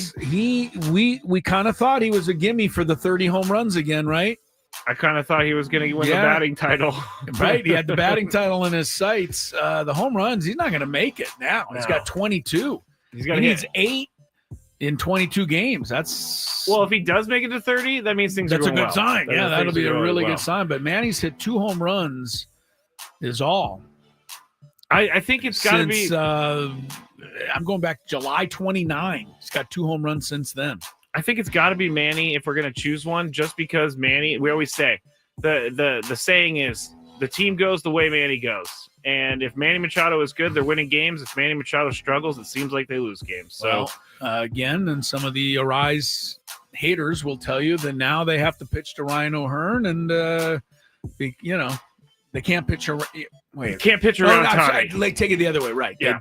They can't pitch around Toddy now because they don't have an automatic out behind him. I'm not gonna lie, very interested to see how this works tonight. Of course, very interested. And don't put too much into tonight. Give it some time. Yes, I agree with that. But we'll also be interested tonight. And if Ryan O'Hearn hits a home run, I'll be tweeting you. You and everyone else. Will be I'll lead the charge on the tweets. As if I'm rooting against him, which is just not true. It's not true. No. You're right. Number 4. All right, so I stole this topic, Chris, but I saw it on Rich Eisen this morning. I thought it was a fun like Rich Eisen, by the way. Yes. He's doing the game tonight. He's the play-by-play of the game in Brazil. Okay, well, there you go. He's a good I thought it announcer. was a fun conversation, so let me set it up.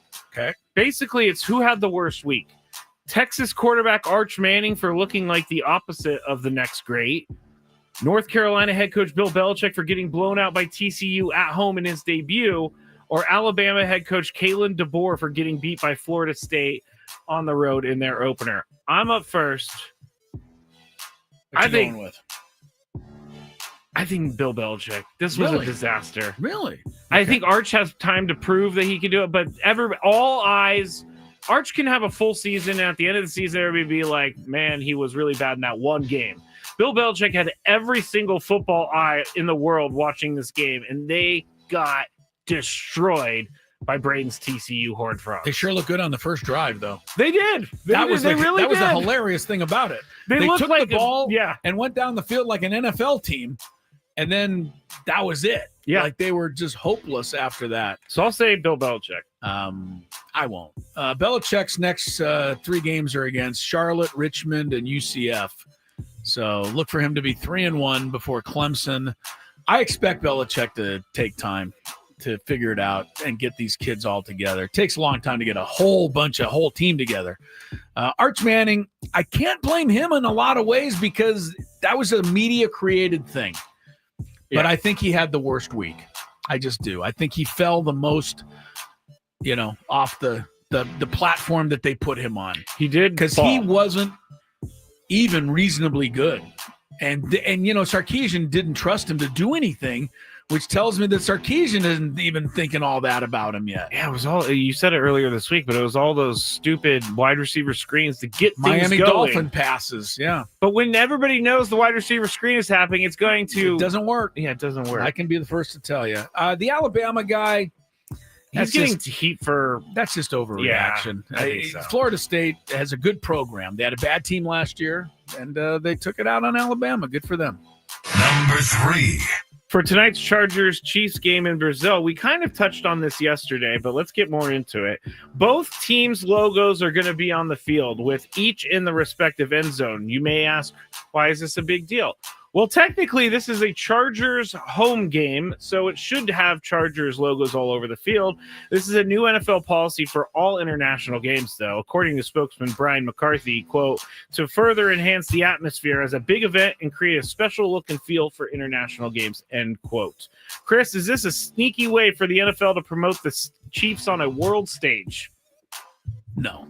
And Charger fans crying about this are looking like idiots. I'm going to cry about it, so go ahead. Well, you're not even a Charger fan. You're I know. Cry about I know. It, I don't like the Chargers at all, but I will defend them. It's a yellow paint in an end zone is all that it is. It has nothing to do with it. The home game went away from the Chargers the minute they moved the game to Brazil. No. This counts as their home record. I understand it does, but it's not being played at their home. Do you understand that too? Oh, of course I do. So, but when the NFL played the Eagles and the Packers last year, and the Eagles were the home team, the Eagles had their logos in both end zones. Well, they've changed it up.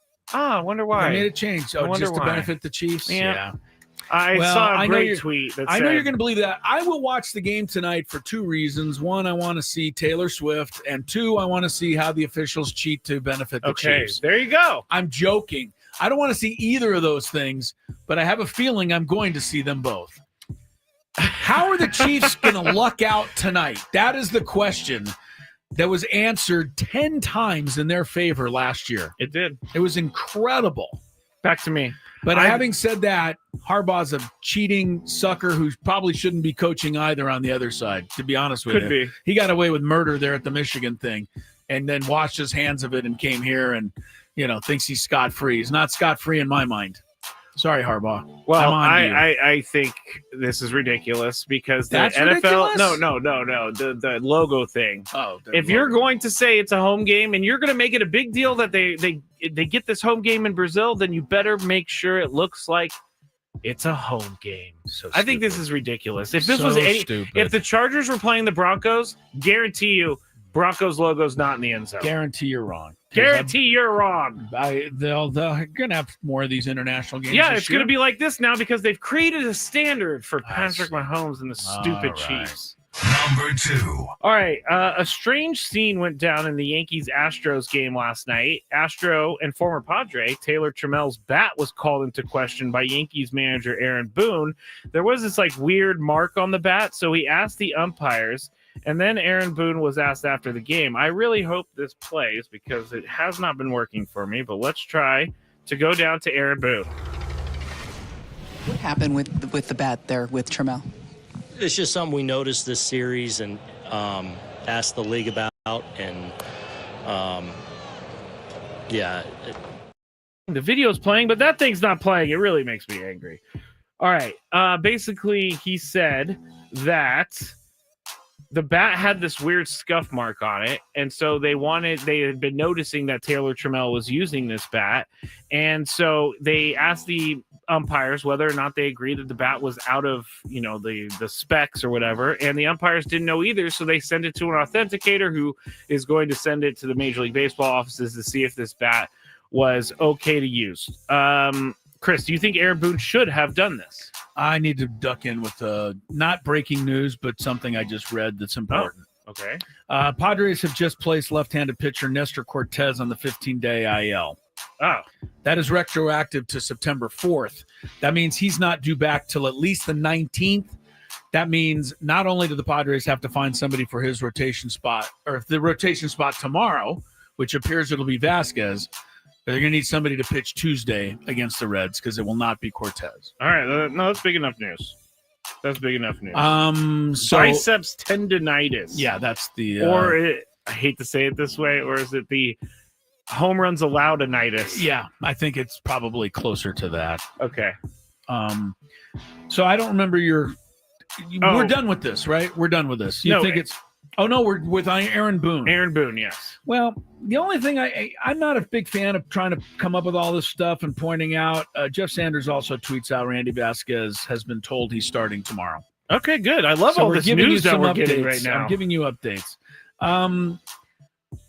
So one starting spot is confirmed. The other one is now up in the air, basically. Hey, they got time. They got till Tuesday on the Cortez thing. I'm not a stickler for stuff like this. Aaron Boone, I think, is being painted as a stickler. You got to remember what organization he's playing against right now. It's still asterisks. The cheating asterisks. Yeah. And I heard that the bat, didn't meet specs, so they're checking it to see now if there could be something with it. I don't know Taylor Trammell, but I do know the Astros, and I can't put it past them. We've met Taylor Trammell and interviewed Taylor Trammell. He does not seem like a cheater, but you never know. I mean, Fernando doesn't either, but he got caught. Oh, good point. Dang it. Okay, so this is the last one, Chris, but they were interviewing a Las Vegas TV station was interviewing a young Raiders fan. Here's what he had to say. If you're so into the NFL, you know your Raiders, I can tell right here. How are you feeling with the team this year? We're not going to the Super Bowl. I already know it. We got a realistic Raiders fan here. This is odd. This is the first interview I've ever had like this. The Super Bowl chances are not good, but what is it going to take for the Raiders to have a successful season, you think? Not to get arrested. All right, there you go. The kid says not to get arrested. He also doesn't think his team is going to the Super Bowl. Is this the most realistic fan in the world? I just think it's sad that so many NFL players in the minds of people get arrested that a little kid is even thinking this top of mind. It's not good for the league. No, not good. They'll keep letting all of these guys play, and so be it. All right, more Padres news on the other side. Also, Chris versus the fans, 833-288-0973.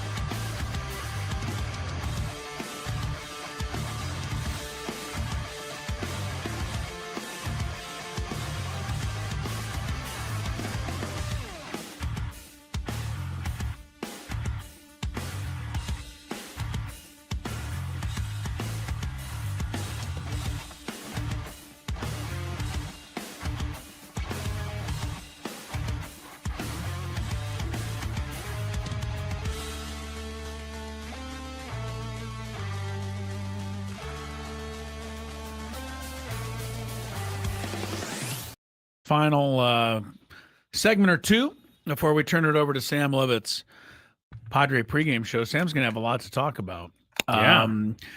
Because there's a lot of Padre news, and it's all kind of happened here in the last hour.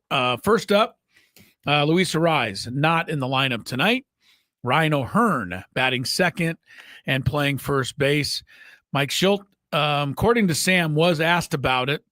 We don't have the actual sound, or do we? I do, but I have to edit it, so we have to do it in the next segment. All right, we'll edit it. But Sammy said that as we expected, Mike Schilt just kind of blew it off as like it's no big deal. But it is a big deal. Which is what he should do. So we're not going to get a lot out of Mike Schilt on that. But that was the first thing of the day. The second thing of the day, Randy Vasquez is in Denver. And according to Jeff Sanders tweeting out, Randy Vasquez has been told he will be the starter tomorrow night in Denver. So we got our way there. We asked for Arraez to be removed. We asked for Vasquez to be brought in. We were granted both wishes. And here's a third wish that I think a lot of you had. Nestor Cortez has been played on the 15-day injury list. He will not be eligible to pitch again until September 19th at the earliest. I think we all rooted for that to happen too. Not that he'd be hurt. Yeah. But as Skraby and I surmised, what do they call it? Biceps tendinitis? Tendinitis. Yeah. Maybe. I and you said it, I think, better than I did, which was might just be, stiff neck-itis from home run allowed tendinitis. Yeah. But also he's been coming off injury, so maybe I can't say that the guy's not injured because I don't know. Right. We don't know, but we're surmising. So those three things. And I think that fans of the Padres should be dancing in the aisles. Now let's see if that translates to wins, which we must have starting tonight against Kyle Freeland. By the way, Freeland started the other night against the Giants, gave up the bomb home run to Devers, second batter of the game, then screamed at Devers. Yeah. And Matt Chapman pushed him, and there was a big melee, fight, not melee, but yeah. Freeland got ejected. Chapman and Freeland both got suspended. I don't think Freeland has served his yet. He's appealing, but Freeland is a bit of a hothead. Remember the time they took him out in Coors Field and he just destroyed the top part of the dugout with his bat and just left crap all over the place. And he destroyed a light. Yeah, he's I don't know what his problem was with Devers. Devers hit a long home run. It was long. He stared. He stared because he was trying to see if it would go fair. I didn't think that was a bad, he was kind of trying to lean it fair. It was right down the line. Kyle Freeland's just a hothead, and hopefully the Padres will give him something to be hot about tonight. You would think that Kyle Freeland getting beat and giving up runs would be something he's kind of used to by now. Hey-o. Sorry about that, Kyle, but I had to. That was an easy one. He's going to run in here and start destroying the lights in here. Yeah, that was an easy one. All right, 833-288-0973. You can play some Chris versus the Fans trivia. You can win some stuff. Let's go. If you had one shot, one opportunity to take down the human almanac himself, howdy do. Now is your time. Listen to me, this guy is dangerous. Now is your opportunity to win a prize. Well, I hope you know what you're in for. Chris versus the Fans starts now on 97.3 The Fan. All right, you're going to be playing for this today. You will have the chance to win 2 tickets to The Head and the Heart at Gallagher Square on September 29th. Tickets on sale now at Ticketmaster.com. Also, well, actually, that's it. The rules: you have to make it through 3 questions. Each question will get more difficult. If you get the question right, you move on. If you get the question wrong and Chris gets it right, you're eliminated. But if Chris gets it wrong, you move on to the next question or you win.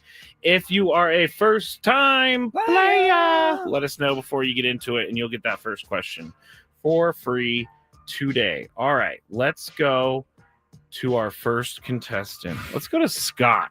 Hello, Scott. Hello. Oh, hey, it's got me nervous that the phones weren't working again. All right, Scott, you ready to play? Yeah, real quick. What? I just got back last night from Vegas because I won One of the Oh, things, and my wife and I went and saw Bruno Mars for the. Good for you. So people do win. people do win, and I love that. I love that Good for you, Scott. Was it a fun time? Oh yeah. All right. Well, great. Always. Thank you for telling us that. That's actually very nice to hear. I've actually never heard of anyone telling us about their time, so I'm happy this to is hear great. it. I'm very happy for you. All Good right. job. I'm glad you enjoyed. Well, he's Nothing not like a little- first-time player, so Certainly not. What are No. we playing for today, by the way? Did I already we said. Oh, you did? Yeah. I missed it. Okay. I'm Here we busy The head doing. and the heart tickets. Yes, thank you. Thank you, Scott. Here we go. Question number 1. Who holds the Major League Baseball record for most consecutive games played? Cal Ripken. That is correct. Junior. Yeah. All right, here we He's go. got it by Question a number wide 2. margin. Yes, just a little bit. Just a little bit. That's one of those first questions that I ask all the time every once in a while because everybody knows it No already. thanks to Kevin Costner. He has that I know. record. I always bring that up too, even though it's the false. old wives' tale. Yeah. All right. Question number 2. Who scored the first touchdown of the NFL season? Last night. Javonte Williams. Javonte Williams is correct. He got 2 touchdowns last night. I don't think too many people rang that up on their fantasy total because I don't believe he was in a lot of people's lineups. Thankfully, I did not play against him, which usually happens to me. All right, here we go. Question number 3, Scott. You might be qualified, or actually, you're going to win these tickets. Never mind. I'm No all over the qualifying. place. You just get it straight up. Yeah, here we go. I hope this caused controversy yesterday, but I'm looking for a specific answer. Who was the first Astro player selected to the Major League Baseball Hall of Fame? First Astro. That's tough.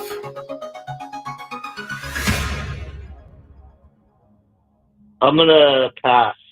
Oh, Doesn't want to give me any okay. He's playing the game. Chris? Well, this is tough because, again, you're probably looking for somebody that is, a big-time Astro, whereas I could try to give you somebody who's, just played for the Astros, like Nolan Ryan or somebody like that. But I don't think you're looking for No, that. I'm not. I will tell you that. I think you're looking for an Astro, and there's only 2 guys I can even think to guess. One's Biggio and one's Bagwell, and I don't know who went in before who, but we interviewed Bagwell, so I'll go with him. Bagwell. Jeff Bagwell. Wow. 50-50. It was Biggio. It was Biggio. Stay Good there, for you, Scott. Scott, all right. You Good win for those you. tickets. You got to hang on until the break. Scotty. It was Biggio. I remember Biggio because his helmet growing up, I always noticed his helmet was always like super messed up with like pine tar and kind of all like that stuff. a la Fernando. Yeah. I always Fernando's remember helmet is Biggio. disgusting. I don't know why he wouldn't want to clean it up and just look more shiny up there. I don't know. I think I Why kind of does like that you look. like it that dirty though? Yeah, makes me feel like, hey, I've been grinding. I'm in the Yeah. All right. Whatever.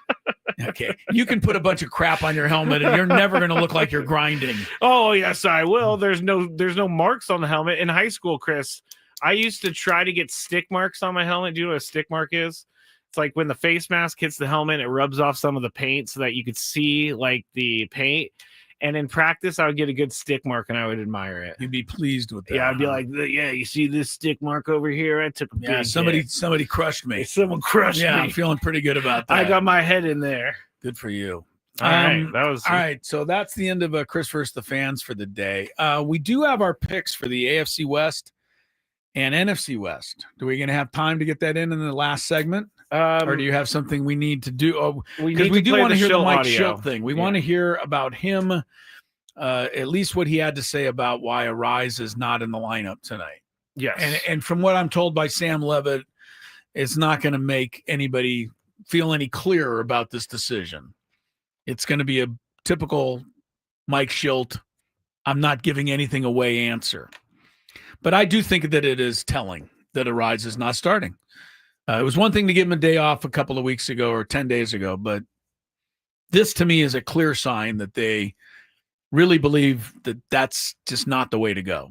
So we'll see where it goes. Skraby will I'll ferret put it it out. together. You'll ferret it out. Good for you. It's about time you start ferreting some stuff out over there. We'll do that. We'll check traffic. Remind everybody the fire, the evacuation warnings out in Spring Valley. If you have homes, you have neighbors, you have friends, live out that way, make sure that you take care of everybody and your loved ones and yourself. And we'll come back with more Gwynn and Chris. From the 855 Get Ross Traffic.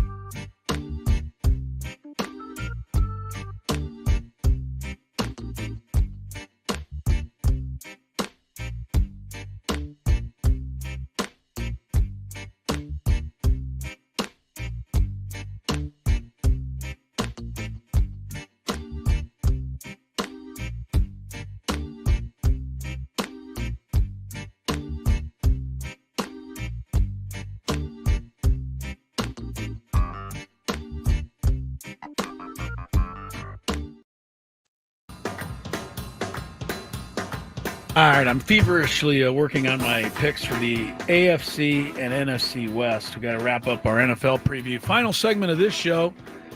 Then Sammy Levitt gets you back into the world of baseball. Padres pregame show. You'll hear all about Luis Arraez not in the starting lineup tonight. You'll hear all about Randy Vasquez starting tomorrow, and you'll hear about Nestor Cortez going to the IL and certainly not starting next Tuesday or anytime soon thereafter. Skraby alongside Tony's idol today, Padres and Rockies coming up. Mike Schilt was asked today, why no Luis Arraez tonight? Here's what he had to say. Don't expect to learn much. Why do you have to say that? Just pointing it out. I've always played a lot this year. A couple things, not the primary one, but the way things lined up was he was able to get an extra day after an off day, so it's 2 full days for him. O'Hearn and Sheets have been really good against lefties. We got a lefty on their side today, and that's the highlights of it.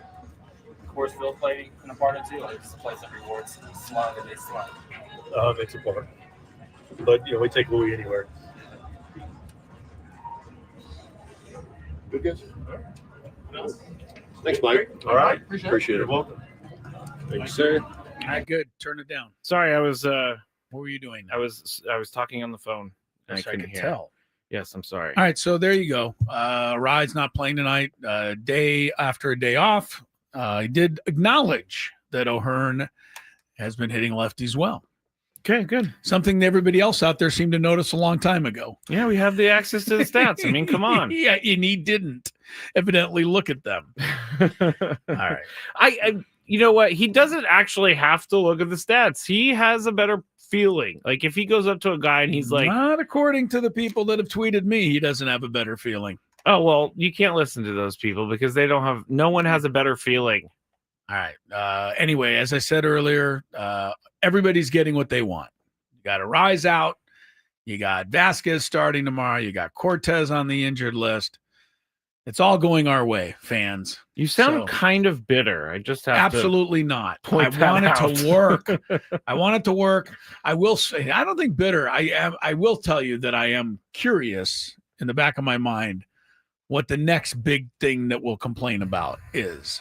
Because now this one, we'll have to come up with something else to complain about. Let me predict it. Let me think. You want to predict what that'll be?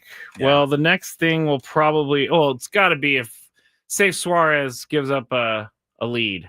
Miller. We need Miller as the closer. Yeah, Yeah, something okay. like that. Fair Because enough. Suarez is constantly in the crosshairs for some reason. Well, I would say who you more confident in? You. Between who? Suarez and Eighth Miller? inning or ninth inning? Which one do you feel better? I got to say eighth. I do too, but Suarez has that experience, but Mason Miller looks amazing. It's not like Mason Miller never closed. He was the closer for the Yeah, A's. and it's not like he didn't throw an what to do. immaculate inning the other day or anything. Yeah. All right. But we've also seen him struggle against the Dodgers if he doesn't, or was it the Dodgers? Yeah. If he doesn't pull the if he doesn't scoop. Yes, he probably gives up the lead in that game. Then he gave up that home run against the Diamondbacks earlier in the year. So he's not perfect either. Nobody is. All right, let's pick the NFC and AFC West before we get out of here. Because I like to get my picks in before toe meets leather for official purposes on Sunday. Hey, there we go. Wait, let me do my Tony impression. Which is him tickling the ivories. I don't know what he's doing. Yeah, he's a weirdo. All right, let's go. AFC West. Who wins it? AFC West. Who wins it, Scrape? Who wins the division? Is it the Chiefs for the 10th year in a row? 10. They've won 9 in a row. I hate to say it. They've been to the AFC playoff championship 7 years in a row. They've been to the Super Bowl 5 of 6. I hate to say it, but you hate them too. I am buying into the Broncos hype. I'm going to go with the Broncos to win the division this year. They have a really, really good defense. And Bo Nix proved to me last year at least he could play a little bit. The last game of the season didn't say much because the Chiefs sat everybody, but Denver did beat them 38-0. The game that did tell me something was the game that was in Kansas City last year. that the Chiefs only won because they blocked a 30-yard field goal, which is not normally going to happen. Which is one of the million ways that they won last year. To me, if Denver's that close last year, they can pass them this year. I'm taking Denver too. Wow. Last place. This is easy for the Raiders. There's no way out. And I really do like Pete Carroll. I think they finally have got the right thing there. If they give Pete Carroll a few years, might take a year or two. Yeah, not this year. The Raiders. Okay.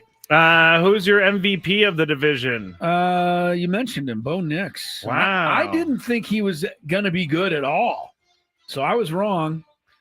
He was really good last year, and I don't see why he won't get better. He's a guy. You know, I mentioned yesterday about Caleb Williams. Doesn't strike me as the kind of guy that wants to be psycho crazy devoted to that position, and that's why I don't think he'll ever be as successful as he can be. Bo Nix to me is the opposite. This guy studied everybody. He talked to people all year off season. He's out, meeting with Peyton Manning, whoever he meet. You know what I mean? He wants to just drink it in. I think Nix is going to win the thing. All right. Who do you got? Well, I don't want to go with Bo Nix, but I'm going to go with something kind of crazy. Okay. I love Patrick Surtain II. Oh, Denver's he won corner? he won the Defensive Player of the Year last year. I think he's going to get better. I'm going to say he is the MVP. You know, his dad played for the Dolphins. I do. But his dad's name was Patrick Surtain. It's not Surtain? No, they got it wrong all the time he was playing. See, that's so funny to me. Yeah, he was Pat Surtain and the entire time until his career was over. Then his son became Pat Surtain. You know, I bet you people have told him he's like, no, it's Surtain. They're like, you're wrong. It's Surtain. Right. Breakout, Chris. This is easy. RJ Harvey, running back, Broncos. Oh, you're all in on the Broncos. Well, who's going to break out on the Chiefs? Travis Kelce. I mean, he's kind of already been there and done that. So this guy, everybody says he's really good. So we'll see. He and Dobbins will get hurt before too long. So I'm going to go with a crazy pick. You may. You better do Raiders it. wide receiver Dante Thornton. Oh, yeah, that's crazy. I don't even know who that is. So I have been listening to a bunch of fantasy football podcasts, and they're like, this guy could be the week one guy. And I read a bunch about him. I'm going to say he's the Geno Smith throwing the ball to him. Is that right? I mean, Geno's been fine, I guess. Yeah, Dante Thornton Jr. He and the other starter, if you can name the three Raider receivers, go right to the head of the class. Jacoby Myers, Dante Thornton, and I've never heard of this guy either. Trey Tucker's his name. No, I have not heard of him. Brock Bowers could be a breakout, but he's already broke out. Yeah. Tommy on the chat says Omarion Hampton to the Chargers. The problem with me saying he's going to break out is that I don't trust rookies. I know you don't. All right, what's the bold pick? Who's up? Me? Yeah. It's funny that the chat, who was that who mentioned that? Tommy? Here's my bold prediction for the AFC West. And not only my prediction, but I'm really hoping it happens.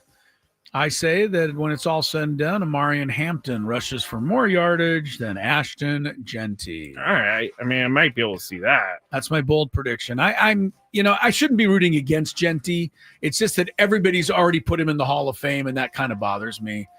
It's not even his fault. Like, they're putting him in the Hall of Fame. He's not doing it himself. I wonder how much fantasy talk mixes with like real football talk. Like, do real football talk guys think that Ashton Genty is going to be this great guy, or is it just the fantasy people leading the charge on? Well, I think anytime you're talking football now, you have to be thinking a little fantasy because most people are into the I agree. Fantasy. All right, my bold prediction. I've said this before, but this is pretty bold. Chiefs are going to miss the playoffs. You did say that. Yeah. Okay. I mean, it's not going to be right, but who knows? They deserve to go like 5-12 this year after last year. They do. But the NFL won't allow that to happen. Stop it. The NFL will allow it to happen because they need Taylor Swift they need Taylor Swift to perform at the Super Bowl that her boyfriend's playing or her husband's playing in. Stop it. This year. Stop it. All right, NFC West, Chris. You go first. All right, first place, I'm going to go with my team, the 49ers. Of course you are. Who are you going to go Even with? though you've told me that I don't believe in them. I know continually that they're the worst team you've ever seen. They have no receiving. They have no running backs This now is true. because McCaffrey's hurt. And This is true. You've told me you've complained about this team ad nauseum. I have. So I'm buying your disaster, and I'm picking the Seahawks. You're gonna pick the Sam Darnold-led Seahawks. That's what I'm doing. All right, who's in last place in this division? It's a coin flip. You're first. Yeah, it is a. Let's remind everybody who was last in this division a year ago. The 49ers were. Good, very good. 49ers I want to make sure everybody's aware of that. I am really torn about the Rams this year. I have no idea what's going to happen with them. If Matt Stafford's back is bad, they're going to be bad. I'm going to say the Rams, and I don't really feel great about it. I'm not saying that they're a bad team. I'm just saying that Matt Stafford getting through 17-game season and being great is far-fetched at this point for me. They were on their way to last year, and then they pulled it out the second They half. did. They were great in the second As a matter half. of fact, the Dolphins crushed them on a Monday night. It was the only game Miami played well all year. But then the Rams took off, and then they came close to beating the Eagles. If it wasn't for all that snow, they might have beaten the Eagles. They could have, yeah. So the Rams got really good. But I think you're right. Stafford's breaking down. No more Cooper Kupp. Time for the Rams. It's in a close division. They could all be 9-7 or 9-8 and 8-9, and it could be that really tight. But I'll take the Rams last. All right, who's your MVP of the division? Sam Darnold. Okay, wow. I can't believe I just said that. I know. That's something's crazy. MVP of the division, Sam Darnold. I already told you. How could you not ever think that? Yeah. Who else would it be? I'm gonna go with my guy, Brock Purdy. CMC. Brock Purdy. No, CMC is questionable. He is questionable for the game Sunday. Officially listed as questionable for those fantasy owners, but he says he feels great. I love that. Well, if he feels great, then I feel great. Yeah. He walked into the training room, said, I feel great. They said, good. We're going to put you on the injured list. You're questionable. Yeah. Breakout. I'm going to go first here. You can. And I think we're going to pick the same guy. Maybe not. But okay. If the 49ers are going to be good this year, Ricky Pearsall is going to have a massive year. So remind everybody that he is the guy that was actually shot in the chest. Yeah. Right? As a rookie when he was with the right before the season. Just walking around the streets. Yes, someone tried to rob him of his watch. Incredible. And they fought a little bit, and then he was shot. I've learned a lot about this. Like, Ricky Pearsall actually went and, talked to this person that shot him, things like that. So. All right. I guess Marvin Harrison. I thought about him too. Can't be a breakout. Or why? Because I he was think, so bad, can he be a breakout? I think he can be a breakout. All right, I was going to take Pearsall too, but I'll go with Marvin Harrison to make it fun. Marvin Harrison Jr. Mm-hmm. All right, your bold prediction. You're first. No, you're first. No, you did first in this division. All right, my bold prediction is. Let me think about this for a second. I am going to say that my bold prediction is that the 49ers finish 13-4. That's bold. I need a sip of drink. I was going to after say hearing what's that. going on. 13-4. I know it's crazy. It's crazy. I don't expect it. Quick but reminder: that's my bold prediction. Niners finished last. Yes, they did, and I have been telling you for the last 3 months that this team's going to be terrible. They finished last. I loved it. I did. You know what makes me mad about them finishing last year? What? I didn't enjoy it enough. Like I should have been tap dancing on your grave the whole time. They lost 7 of their last 8 games. I mean, it wasn't good. The Dolphins beat them during that span. I think I should have been just dancing around wildly and enjoying every minute. They were trounced by the Packers, trounced by the Bills, trounced by the Dolphins, trounced by the Cardinals, everybody. That Bills game was one of the hardest games I've ever had to watch. They were horrible in that game. Well, CMC comes back, has a long run, out for the rest of the year. Josh Allen received a touchdown from Amari Cooper.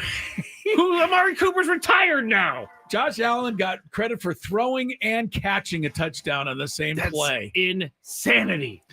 pretty crazy. I'm telling you what, I'm looking at your schedule. 13-4 is doable. They have the easiest schedule. They don't in the play NFL. anybody. But how many times have we? I'll be honest with you. They win in Seattle this week. They may not lose for a while. You've told me this before. They were a last place team, so they play a last place schedule. And they are playing a last place schedule. That could be dangerous for everybody.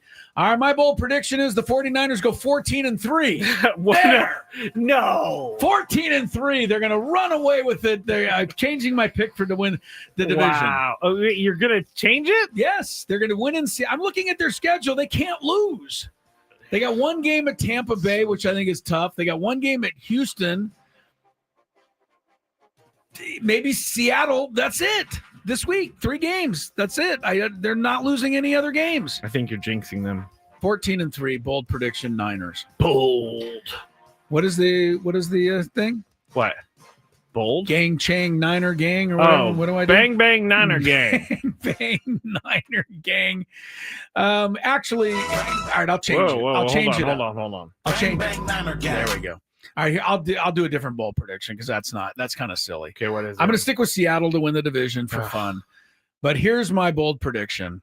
Sean McVay, Kyle Shanahan team up as contestants on Who Wants to Be a Millionaire. This is stupid. And run through the game without using any lifelines because they are the 2 smartest people on earth. There you go. Kyle Shanahan. I'm not even going to type that. You're not going to put that. I'm not even going to type that up. Not even going to give Shanahan and McVay, the self-proclaimed 2 smartest people on earth. Aren't they? I don't know. You proclaim to be pretty smart sometimes. Me? Yeah, you're always like, you guys don't know nothing out there. Wow. I don't think I ever said I know. that. I'm just wasting 30 seconds. You insinuating that I do say that. I'm just wasting 30 seconds, Chris. You want to see this, everybody on YouTube? This is my phone. Uh-oh. I'm not going to show you my code. Okay. Yeah, that would be good. That would be bad. This is my little button for X and Twitter. If Ryan O'Hearn goes 4 for 4 tonight in homers, I will not be pushing this button for a while. I will be tweeting at you. I know you will. I'm leading the charge. But here's the funny thing. I hope he goes 4 for 4 with a homer. I want it to work. He's going 7 for 7 because they're scoring 30 runs tonight. I think I'm like a root against it working. I hope that this happens, man. It's our team now. It's the fans' team.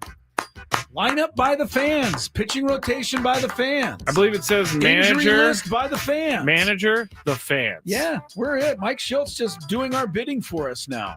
I like it. Let's hope it starts out with a win tonight. Sam Levitt's pregame show. Good job, Skraby. Tony's back Monday. Have a good weekend.